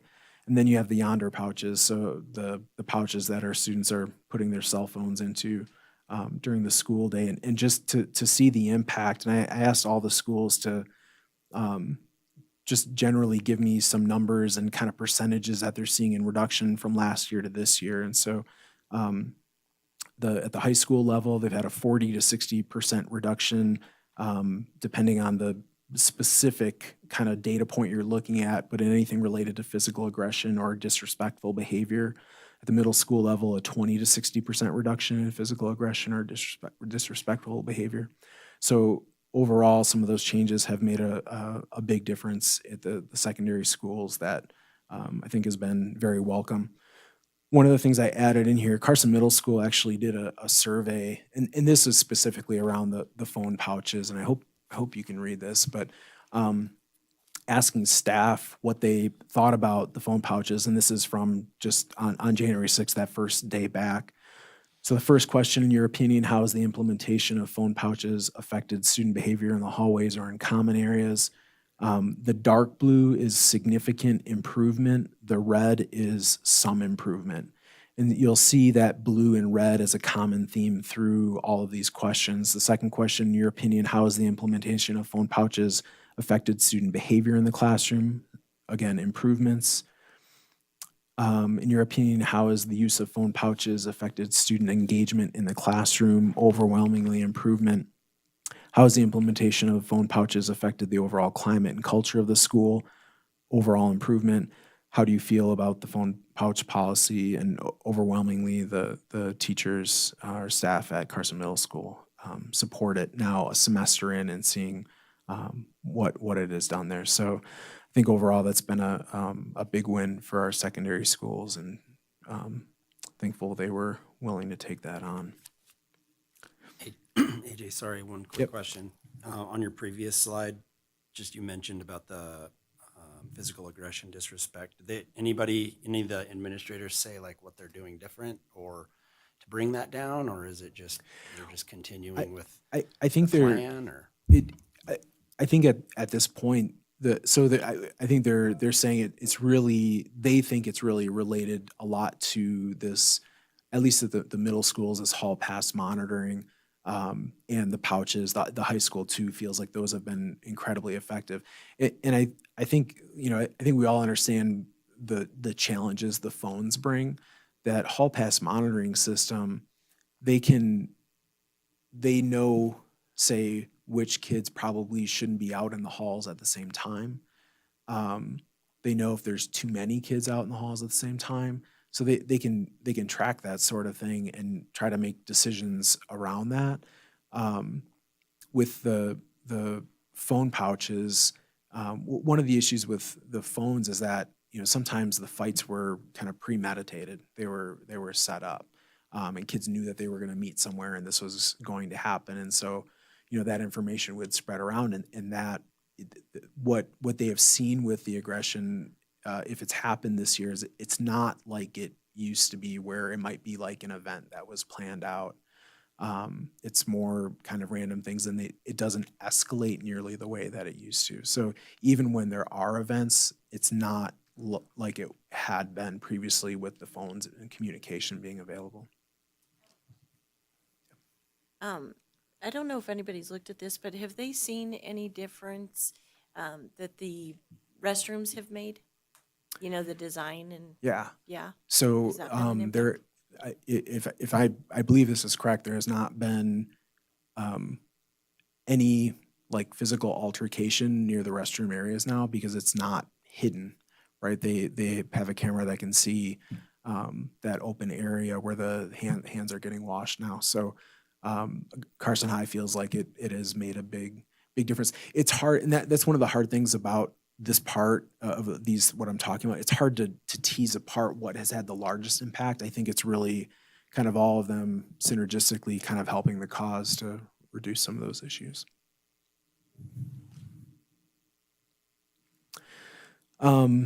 Last things, so mental health. So as you know, we're staffed with social workers, our health staff, counselors, community partners, continuing to try to offer support there for students as they do need it. And we do have, this is year 2 of our DIAT, District Intervention Assistance Team, that any school can ask for a child to be considered if they're struggling with a student for any reason, to be able to go to this team, which has a lot of people from different areas, some community partners, just to say, look, here's a situation we're really struggling with, get more eyes on it and try to see if there's any other ideas that haven't been considered, things that need to be done differently. So it's been a really a positive thing for our schools to have a little extra support in that work. Otherwise, around the district, we have a comprehensive needs assessment in process that's looking at kind of the last 3 years of all the data we have to see what is going well, what is not going well, what do we need support with. So that's something we're looking forward to getting a final product out of. Continued work to expand and robustify, and I left that in from last year because that's a great word. Professional development and training for our staff is just something we're very cognizant of, that I think we can do better. It's just trying to figure out what that looks like and the type of training that we do and when it happens for staff. Navigating the end of COVID era federal grants. This is the last year of the ESSER grants are effectively gone, but there's one last federal grant that it's through the state, and I forget the name of it right now, but we do have some people tied up in that grant still, so trying to figure that out now as we get into budget season. In the McKinney-Vento program is a strong program, and Hannah Atchison does such a great job with it, but they presented some information at a principals meeting that I wanted to share with you, because it's kind of staggering. The graph on the left, and I'm sorry it's kind of small, but basically it says by the end of the 23-24 school year, so last year, we had 256 students enrolled in McKinney-Vento over the entire year.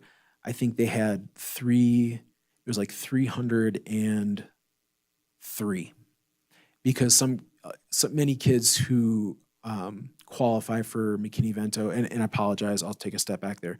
So McKinney-Vento services help out what we call students in transition. So previously we would have said students that generically were called homeless, but in this case, students that either they're doubled up in someone else's living space, not by choice, but because they have nowhere else to go, living in hotels or motels, living in a shelter, or they are not sheltered.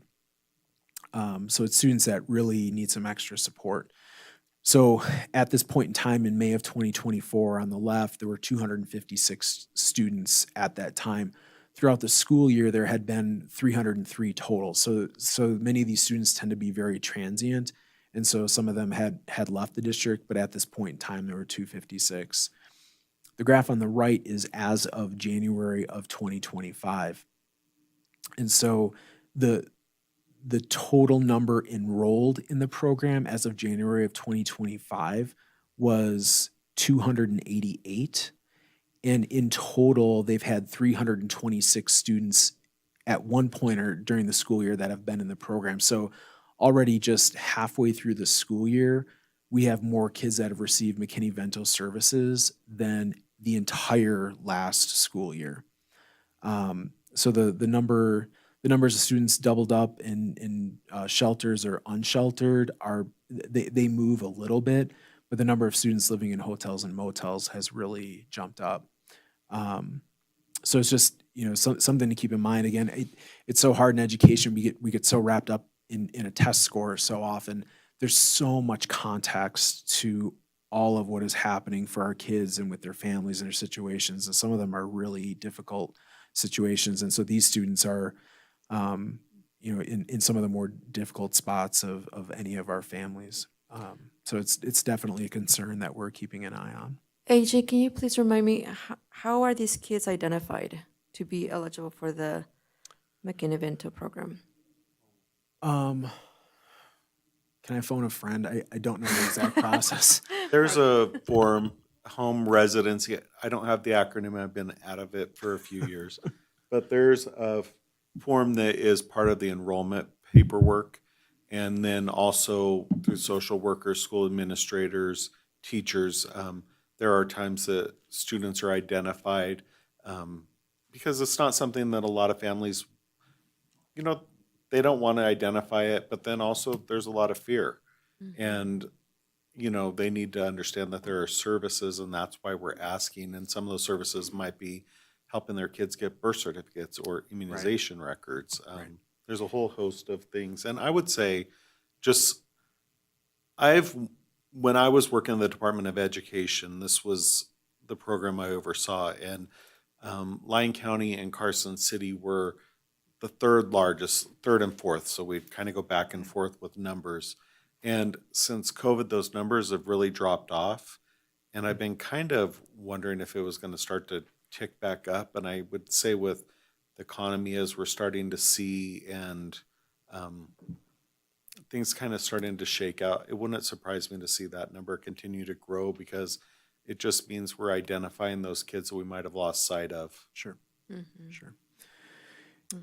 Yeah, and just to note, if a student qualifies for McKinney-Vento services, they automatically get free breakfast and lunch. We do get some federal grant money to support some of the work that happens, but we also this is an area where a lot of our community partners are very generous, and so we're able to provide all sorts of clothing and a lot of hygiene items, a lot of things for those students if there is need.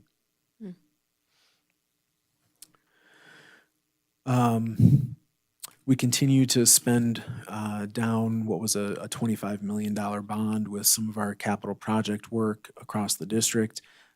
Generally, major maintenance across the district. We're looking at replacing, it's about half, a little more than half of the HVAC equipment at Carson High School this summer. So it's a lot of boilers. They're 50-year-old boilers from 1972. And just that half is like $8 million. So it's incredible the prices on some of this stuff that we have to take care of. But that's one of those things that we have got to try to stay on top of because sooner or later those things are going to fail at that age. Had a clean financial audit for the 11th consecutive year. Our HR team has just been fantastic over the past couple years in helping recruit staff and efforts to retain staff, find different ways to recognize all the work, then make this a place that people want to be, that they want to work. And then legislative advocacy continues for all the things we need. I think I shared with you the point, the reduced burden of reporting, training, and mandates. The Commission on School Funding put together a list of every report that school districts are required to do. That report ended up being over 500 items long. And it wasn't, I mean, some of them it was like the same grant, like doing multiple reporting throughout the year, but even when you whittle that down, it's well over 100 reports that school districts are doing every year, all in the name of accountability. And so that puts a lot of pressure on our rather lean district office staff because we do most of that reporting. And so this session, one of the things that really it is being brought up and considered is how do they streamline the expectations of all of that reporting, so we're not so much of it is duplicative. You're getting asked by 3 different departments within the Department of Education because they have to, because it's a state required report, and there's often very similar information on the reports. And so that brings a lot of frustration for us. But they recognize that, and I think the legislature actually may try to make some changes there. So that is all I have, and I know that went on for quite some time, but like I said, there is a lot going on. I think overall there's progress being made in a lot of ways, and there's still a lot more work to do. So with that, I'm happy to take any questions. Go ahead. So, AJ, I was going to say, I think looking over that, your team is really gelling. You know, it's tough to transition into a superintendency after a long time superintendent who was successful and, you know, in a lot of ways beloved by the community. And so I think the fact that you and Tash and Dan and everybody else is really coming together, and it's starting to show in the results.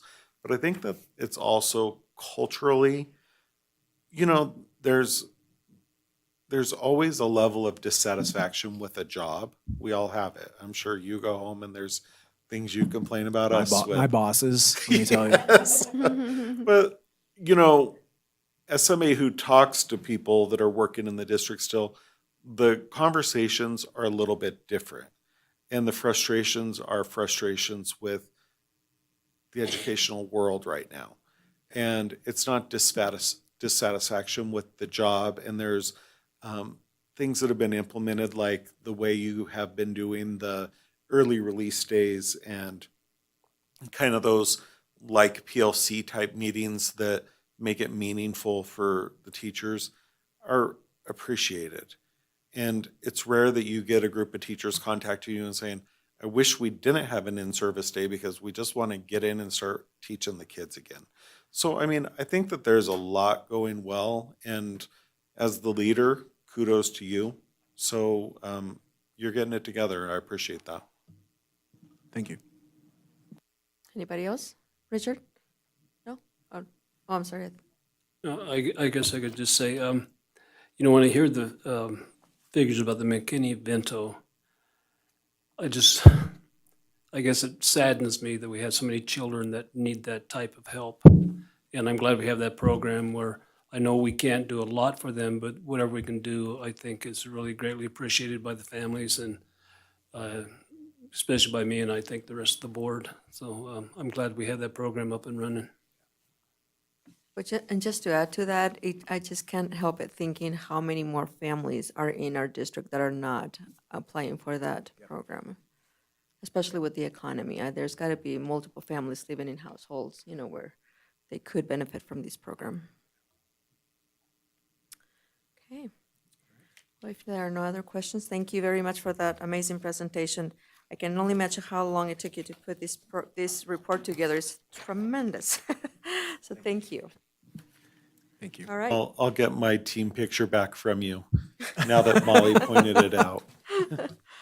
Okay, we're moving on to agenda item number 9, informational update on the district's strategic plan, Empower Carson City 2027, and this is for discussion only. Superintendent Feely. Thank you, President Ramirez. For all of our board members, but specifically for our newer board members, so our strategic plan, Empower Carson City 2027, on a quarterly basis, I come back and report on activity related to the strategic plan. So you have a document here that, because I really only know how to work with Excel, it's made in Excel. But the idea is that within the strategic plan, there are 5 goals. And so those goals on each page are at the very far left. And if you look at the strategic plan, each goal has various objectives underneath it. And so that's the column to the right that lays out what those objectives are. To the right of that, is what we call the success standards. And basically one of the charges of the board is, like the strategic plan is great, but how do we know we're doing anything to try to make these goals happen or objectives happen? And so we went through a process of looking at different metrics that generally give a sense of how we are doing in some of this. And so those success standards, the way they line up, it might line up perfectly next to one of the objectives, but it really isn't about the objective next to it. It's really, here are some metrics that we said kind of holistically try to capture, are we moving towards our goal or not? The column that's in the yellow was the number, the percentage or whatever it is, from the 22-23 school year. And then each quarter, none of these statistics or none of these metrics are something that we measure every single quarter, because some of them just come in at different times. And so that's why it's broken up into kind of the different quarters. And you see 22 or the 23-24 school year last year. So these are what numbers we reported last year. And then to the right of that gets into the current school year. So the 24-25. So currently this is kind of a report on spring of 2025, even though technically I know we're still in winter, thanks to a groundhog. But it'll give you a sense of some of these pieces that are important, data that we've gotten recently. Truly, there's not a whole lot in the spring part of the year. There's just a few pieces of information that have come in, but just updating you on those. So if you go to, I guess it's the third page, which is goal 3. And this was actually something last time we hadn't collected the data from our parent engagement survey that we send out, but we got that out. And I'll say too, so last year I think we had, it was something like 80-ish responses across the entire district. We sent it out district wide. We did not get much for response. And the reason for that parent and family engagement survey, there's more questions than just this one.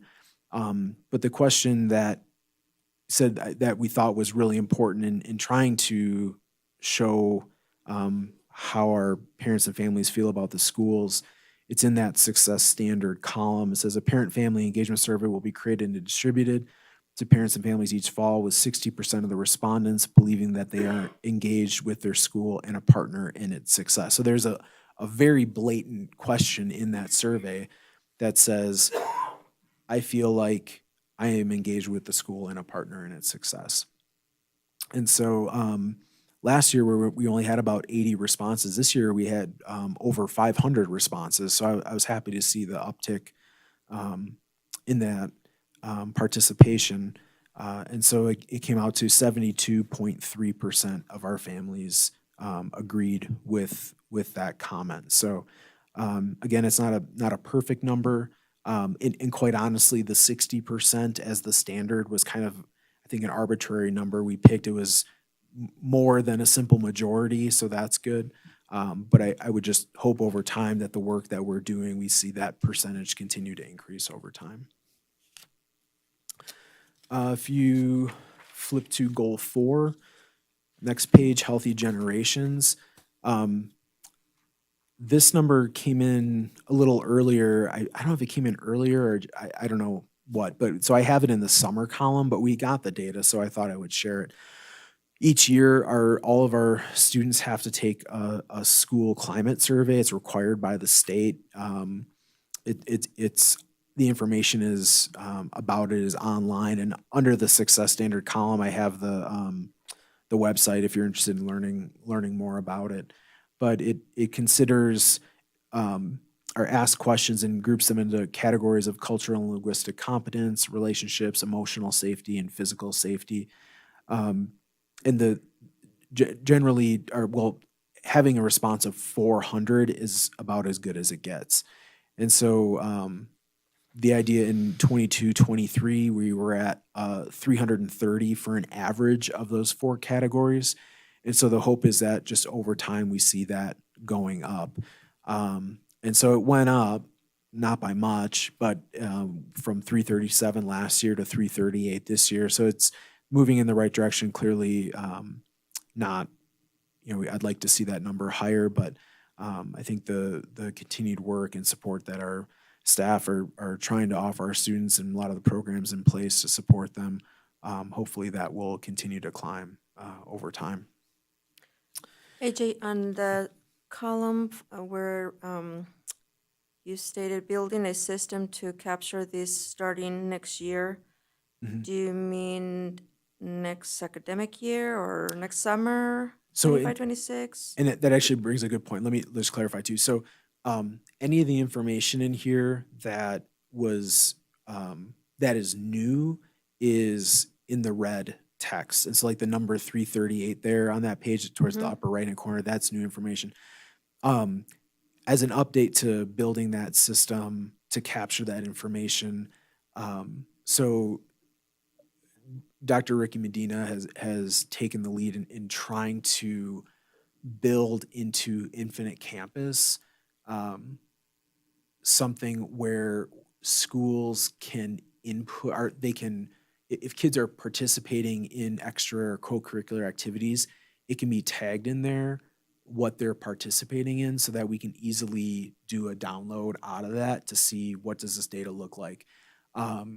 He's actually, we've been going back and forth over the past month with some data from Carson High School, trying to fine tune it. And really that's the biggest one of them all. Once that's fine tuned, he'll be putting in the middle school and elementary school data. So we're probably a couple months away from actually having all of that data so we can share that and dice that apart any way we like. But really the goal of it is to get a sense of what do we offer, who is participating, who is not participating, and then you can start asking the questions of why aren't you, and really look at, are there things that maybe we don't need to offer anymore? There just isn't a lot of interest. And then what things might take their place? What are some things that kids would want to be a part of to make them feel engaged and a part of the school environment? And that's really the goal. Is I am a firm believer in co and extracurricular activities and kids feeling like they're a part of something. And so that ultimately the goal is to be able to have some real data that we can look at and try to make some decisions off that. Go ahead, Molly. When you're looking at that data, are you looking at, I guess, how would you say it, duplicating versus non-duplicating? So like a student who is participating in 5 different things versus one that's doing, one. So when I initially was trying to do this last year, I was trying to capture the information from all the schools into spreadsheets and trying to sort through that, and it was a disaster. The way that Dr. Medina is doing it in Infinite Campus, it will allow us to capture those kids that are multi-participant, right? And the ones that are not, but so that you're not getting, I want to know what % of our kids are doing something. And so that duplication is really important, because if a kid plays basketball and baseball, they shouldn't be counted twice. They should just be counted once because they're doing something. But you're still able to break it apart in different ways where you can look at some of those individual pieces too. So it'll be a good outcome. And then lastly, on goal 5, this is really just an update. This is not new information. As I've been trying to find a system to capture myself some of the information about our CTE pathways, career and technical education pathways, at the high school level. I realized that the way I was reporting it probably wasn't exactly right. And so what it comes down to is that there are pathways which are kind of a larger item. For example, like healthcare services and administration, I think, is a pathway. There's like 7 different programs of study under that. And so we offer 3 of the 7 programs of study, but really it was about, are we offering something in the pathway, the overarching part, or not?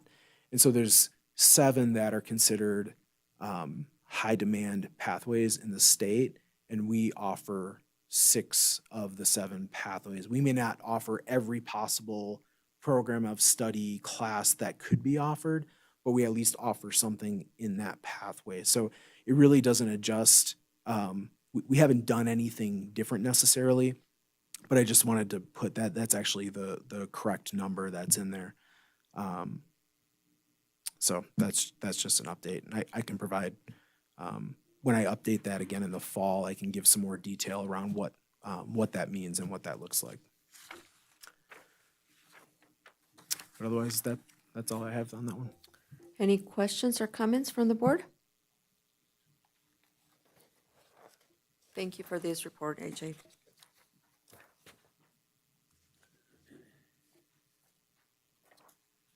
Okay, moving on to agenda item number 10, discussion and possible action to approve the superintendent's goals for the 2025 calendar year, and this is for possible action.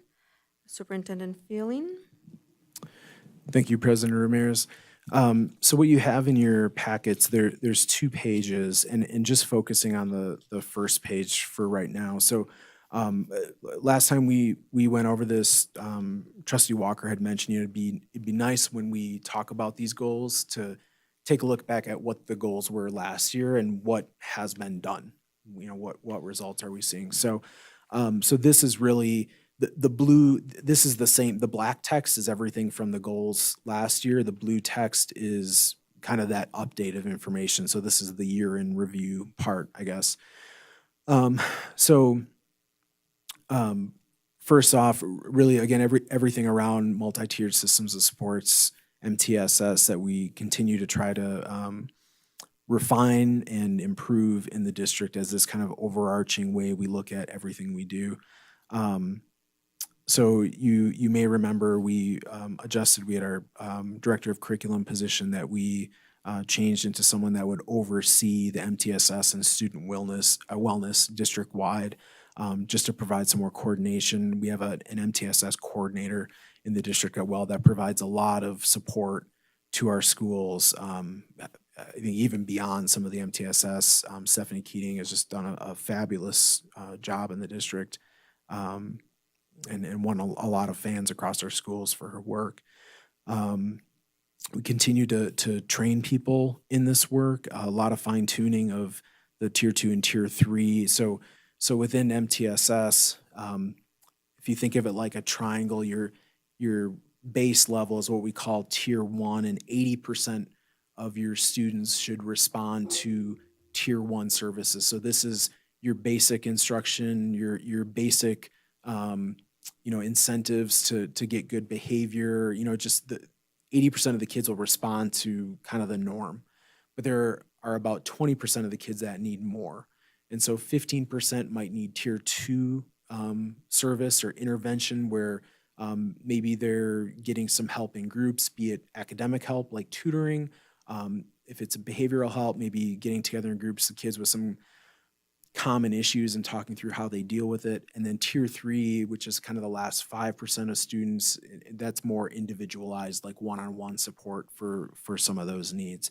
So still doing work, trying to refine some of that tier 2 and tier 3, those strategies across the district. And that is something that has been building over the last 3+ years. So it's big and it takes time. And there's a lot of new things that people have to learn for strategies to make a lot of this work. As I mentioned earlier, all the schools next year are going to have some kind of built-in intervention time for all students, where some of those needs can be supported. So it's in the school day. There's not after school or before school or during lunch. It's just a part of the instructional day for them. So I think that's going to be really beneficial next year. District-wide, so the University of Nevada actually provides a lot of support around MTSS. And so they do these, or we do these things called tiered fidelity inventories, TFIs. And all that means is, like, you have tier 1, tier 2, tier 3. Are you doing the things you're supposed to be doing? and sort of to get a sense of how well we're doing, how far we moved along. And so for tier 2, we we're 53. I don't know how this percentage exactly came up with, but 53.21% of the way there in terms of all of our schools implementing all of the possible things they can do with tier 2. With tier 3, it's 68.63%. So that information came from the University of Nevada, Reno. UNR recognized Carson City School District as a district exemplar at a recent MTSS conference they had. Excuse me, and they specifically recognized Fritsch, Mark Twain, and Seeliger for their work and progress in that. So we're definitely moving along. Clearly, based on those percentages, we have a ways to go, but we're in a better place than we were last year and the year before that.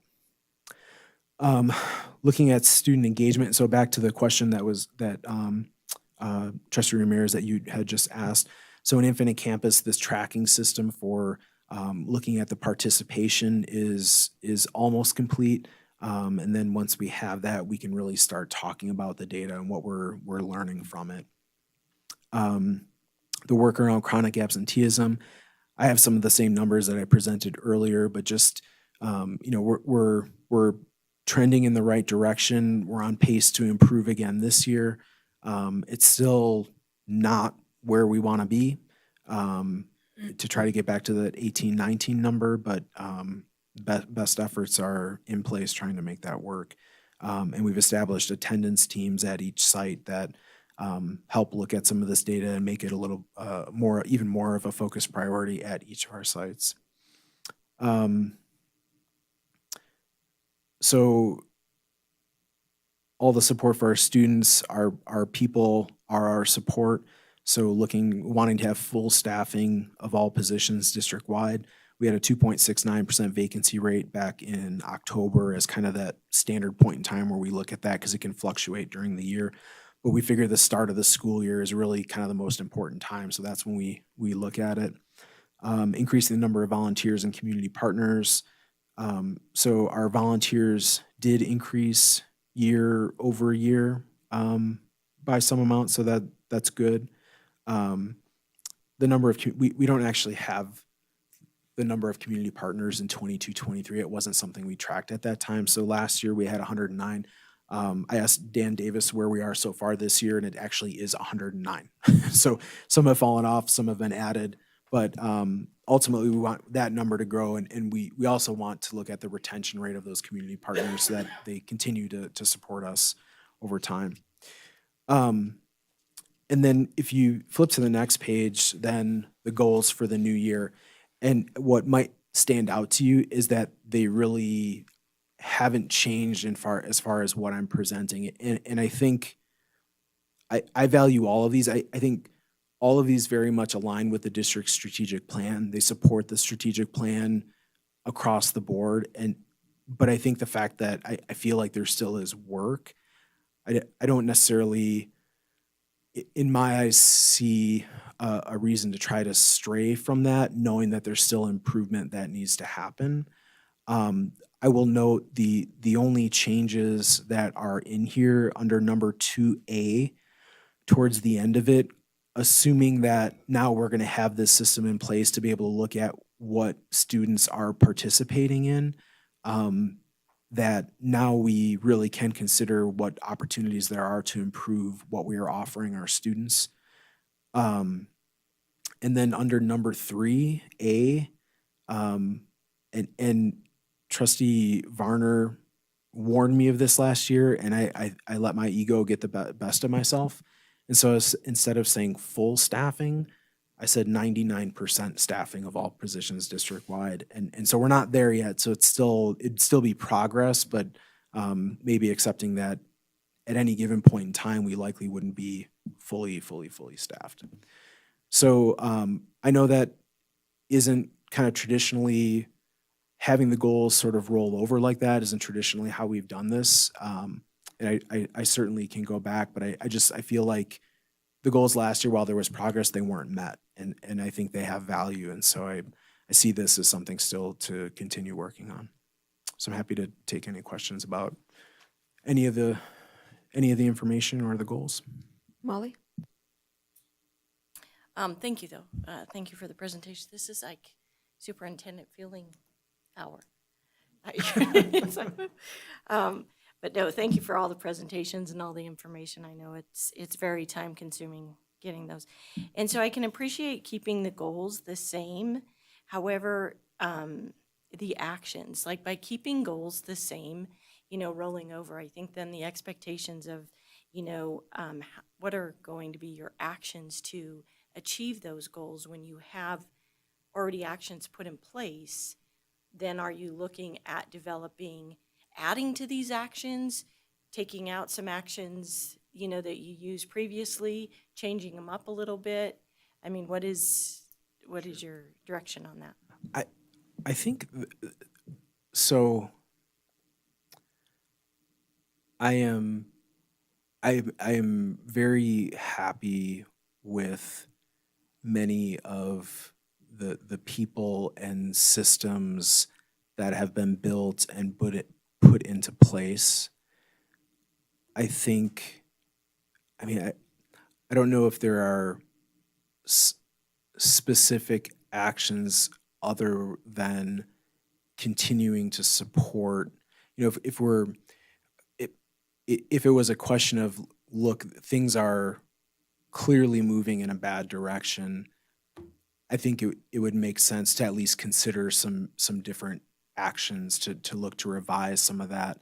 I think in my mind, it's kind of like you hear about initiative fatigue, right? And there's something new and we have to do something new. And if things seem to be going in the right direction, I don't know that we want to completely rock the boat, but it clearly, as a part of all the data analysis that goes on, we're looking for opportunities to tweak and modify what we do. So there isn't necessarily, I think, anything substantially different at this point, other than making sure we are continuing on this path and that these things, I guess I think of by laying these things out, just trying to show that these are really things that I value. I think they align to the strategic plan. I don't know that, if say all of a sudden our chronic absenteeism numbers took a bad turn, or actually maybe the extracurricular activities piece. I mean, once we really start looking at that data, we've been offering a lot of the same opportunities for kids for like 40 years. And that's great. Bev Singleton was here for 40 years. She's awesome. But the reality is that tastes and preferences change over time. Kids change over time. And I think that's really where we would see that it'd be something to take action on, to really make sure we're offering something, for our students that they really want to be a part of. So I don't know if it's kind of a non-answer in some ways, but. No, I think I get it. There's some that will stay the same, and then some that when the data comes in, it will, obviously be evaluated and looked at on seeing how it could be changed a little bit.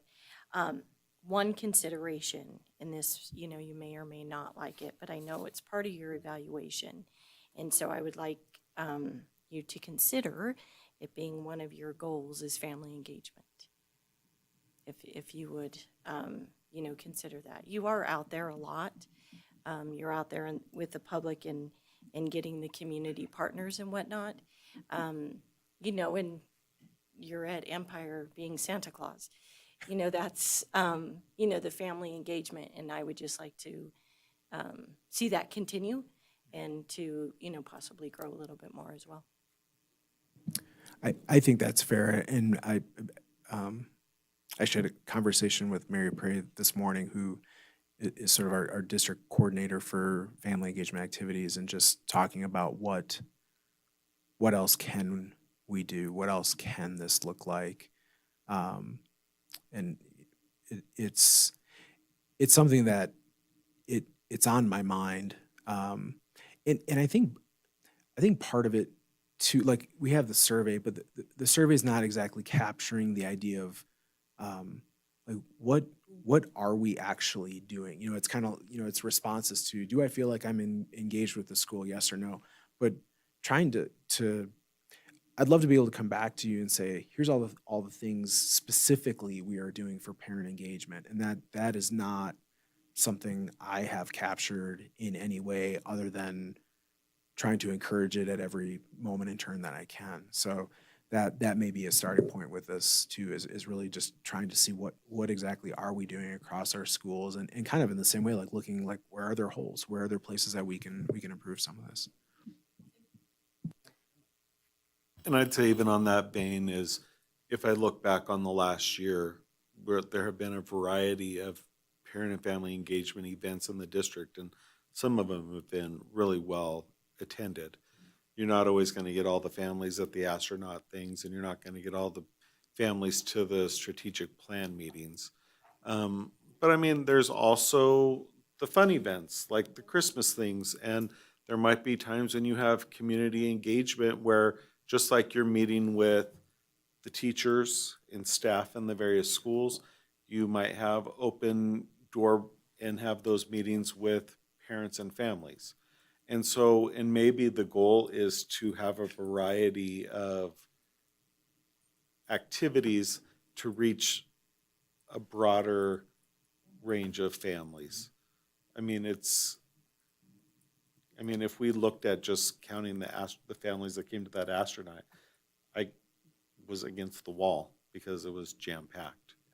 So. And I would say too, I'm completely agreeable to that being an initial goal that I can frame. And I mean, ultimately this is up for approval. So if you'd like me to add that, I'm happy to do that and try to frame what, as a starting point, trying to figure out what that looks like. So if it was on the agenda, I'm so sorry. Go ahead. I'm so sorry. Go ahead. Because you wouldn't really say increase, family engagement, because you don't really have a starting point. So how would we phrase it? Maintain or encourage? I think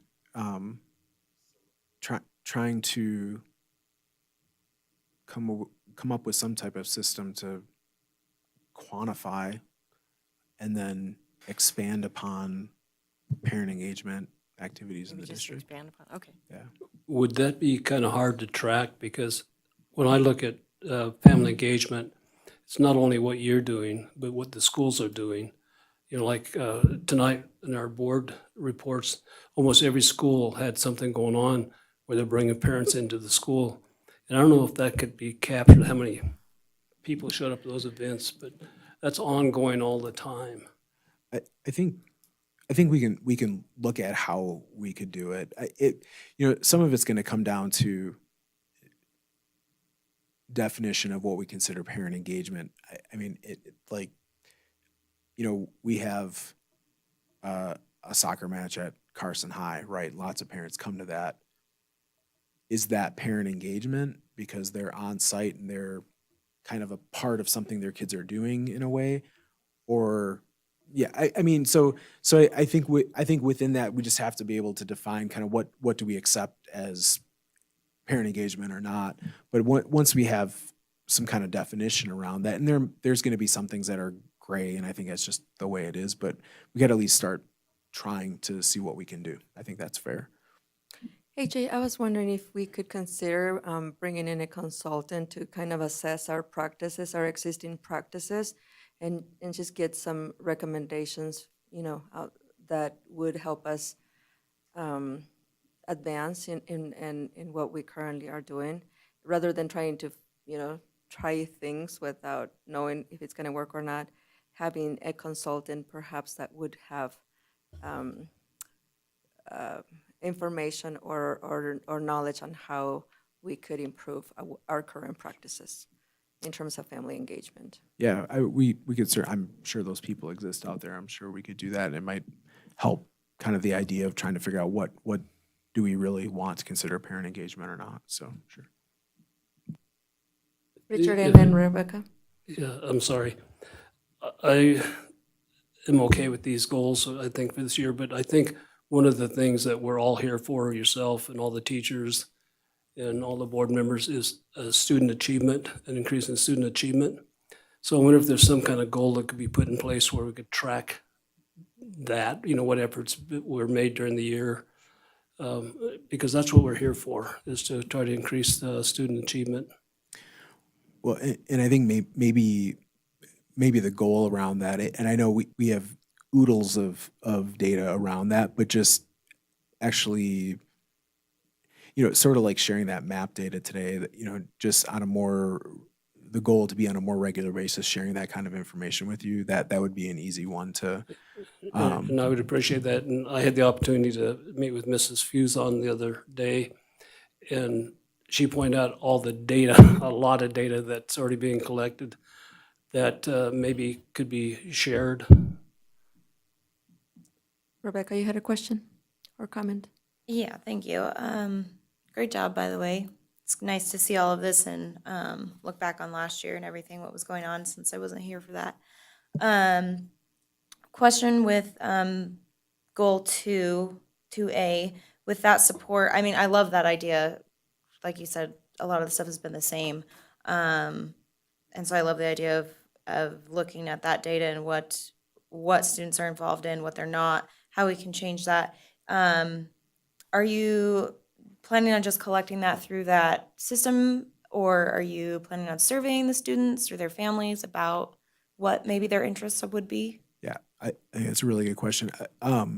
So I think once we have that information, that's kind of a natural next step. And I went around last year and talked to the leadership students at all of the schools and had a meeting. And one of the questions I asked is, it was kind of two questions really came down to what do you like about school? And then what are the things you wish school could be, right? And so a lot of it came around, I wish we had this, I wish we had a club like this. The elementary answers were a little off the wall, but that's elementary. But yeah, I mean, I think that's, I don't think it's, I don't think it would be smart for us to make that decision in a vacuum as the adults. So I think it's talking to kids, and especially at the elementary level, engaging in parents with, what are some of those things you'd like to see. The reality is there's limited resources, so we can't do everything, but I think it's really fair to take a look at this and see what else there could possibly be. Great. And then on number 3, continuing to improve the supports and opportunities for our students. I don't know what you think about this, but I just have heard a lot of whisperings about our special education kids who need that extra support. So maybe looking at how we can better support them in those, IEPs and 504, is that what they're called? The other one? Thank you. In those plans, or if, we training teachers better as well to take that data and how they can help the growth for those students as well.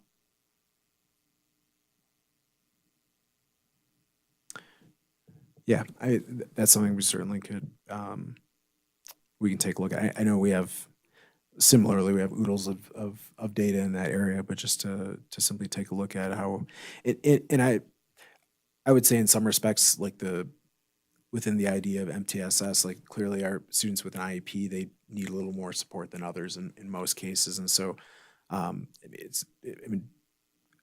think just that an overall look, like I would argue it maybe is sort of embedded in 1A, but I very much understand the point. Yeah, or seeing how parents are feeling about the support for those kids. Yeah. Michelle, do you have any questions or comments regarding this agenda item? No questions. Okay. Just to thank you. That's been very, very thorough, and I've really enjoyed consuming all that data that you put together. It's really nice to look at and nice to see. So thank you. Thank you. Absolutely. Mike, you had a comment? Well, and I was just going to add on to the student achievement conversation. I see the superintendent's goals as system goals, whereas you are responsible for pre-K, nowadays all the way to post-secondary education, because we have kids at the college level now. And so the culminating data for student success is going to be our graduation rates. And I think there's formative measures along the way, which would be MAP data, SBAC data, ACT data.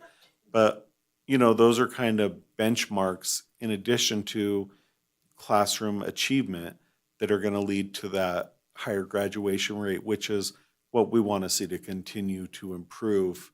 You know, it'd be great to get it back up there, that 87 to 90% range that we were at in the past. And so I would say that instead of getting, you know, so tied down to an SBAC, which is so challenging to set that goal for a district, I think those are formative, but the ultimate goal, we want to see our kids graduate. And I would say that probably even with, when we look at the special education stuff, it might not be a survey, and it really might be data that all IEPs are fully implemented, you know, and we might work with student support services, because perception data might not be fair, because people that might not know what your involvement is, and sometimes you're not involved because all of those are team decisions.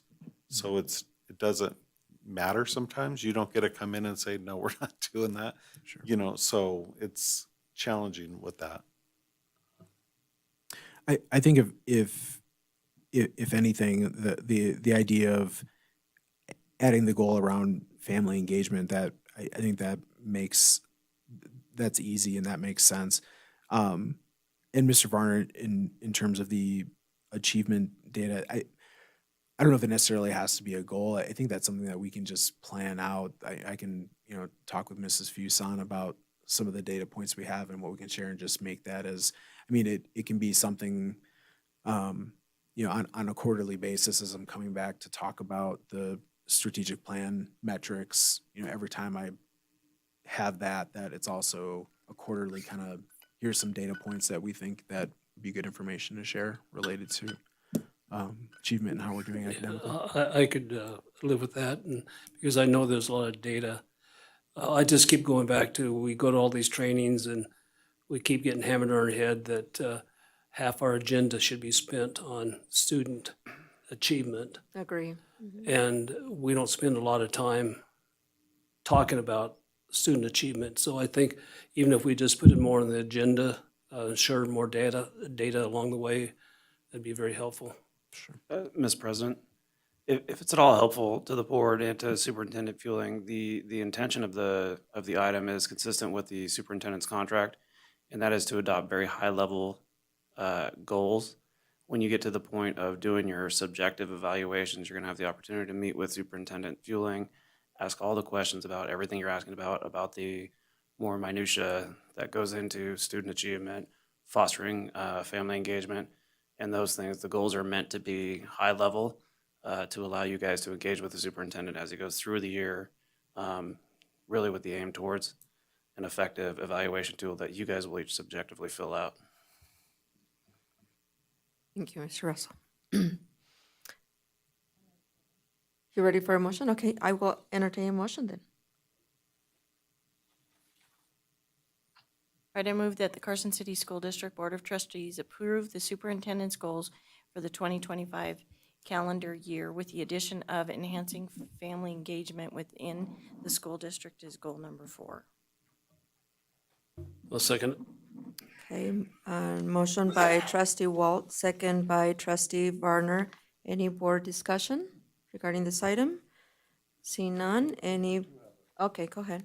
So Molly, are you expecting the superintendent to bring back that goal number 4, or is that the goal you'd like to see, is that goal 4 is enhance family and parent engagement? Yes. Mm-hmm. Just family engagement, which you agree? Okay. Mm-hmm. Okay. So any public comment? Seeing none, all those in favor? Aye. Any opposed? Motion carries. And again, Superintendent Fueling, thank you so much for all the hard work that you put into everything that you do for our kids. Thank you. Okay. Agenda item number 11, a discussion and possible action to cancel the April 22nd, 2025 school board meeting, and this is for possible action. And so just as a reminder, the reason why we're proposing to cancel this meeting is because at our last board meeting, we had the discussion and the desire to move the yearly Employee of the Year recognition to be a celebration, a unique celebration versus having a board meeting. And so that's the reason why we are asking for a possible action for this agenda item. Would the celebration be on April 22nd? Is that what we're saying? That is correct. That's my understanding. Unless we have, is that correct? Okay. It would be here in the theater. But it would not be a meeting, it would be just the celebration. So if we have any comments or questions regarding that item? If not, I will entertain a motion. I'll move that we cancel the April 22nd, 2025 board meeting so that we could have a ceremony to recognize our employees of the year. I'll second that. Okay, so motion by trustee Walker and second by trustee Clapham. Any board discussion? Seeing none. Any public comment? Seeing none. All those in favor? Aye. Any opposed? Motion carries. Thank you, Michelle. I'm like, where's? Okay.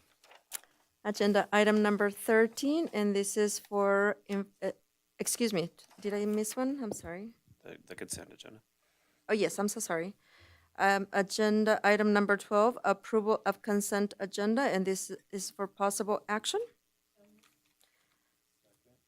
Okay, motion by trustee Walt, second by trustee Walker. Any board discussion? Seeing none. Any public comment? Seeing none. All those in favor? Aye. Any opposed? Motion carries. Okay. Now moving on to agenda item number 13. Informational items, and this is for discussion only. No action will be taken. Any questions or comments regarding the informational items? None? Okay, very good. Agenda item number 14, request for future agenda topics. See none? Moving on to agenda, go ahead. Okay. Molly? I got the shake. So yes, I would like to see Jumpstart program be Jumpstart. separate from, yeah, all right. Okay. Yeah, and so Jumpstart program is an additional agenda item. Excellent. Thanks. Thank you. Okay, agenda item number 15, adjournment. Thank you so much.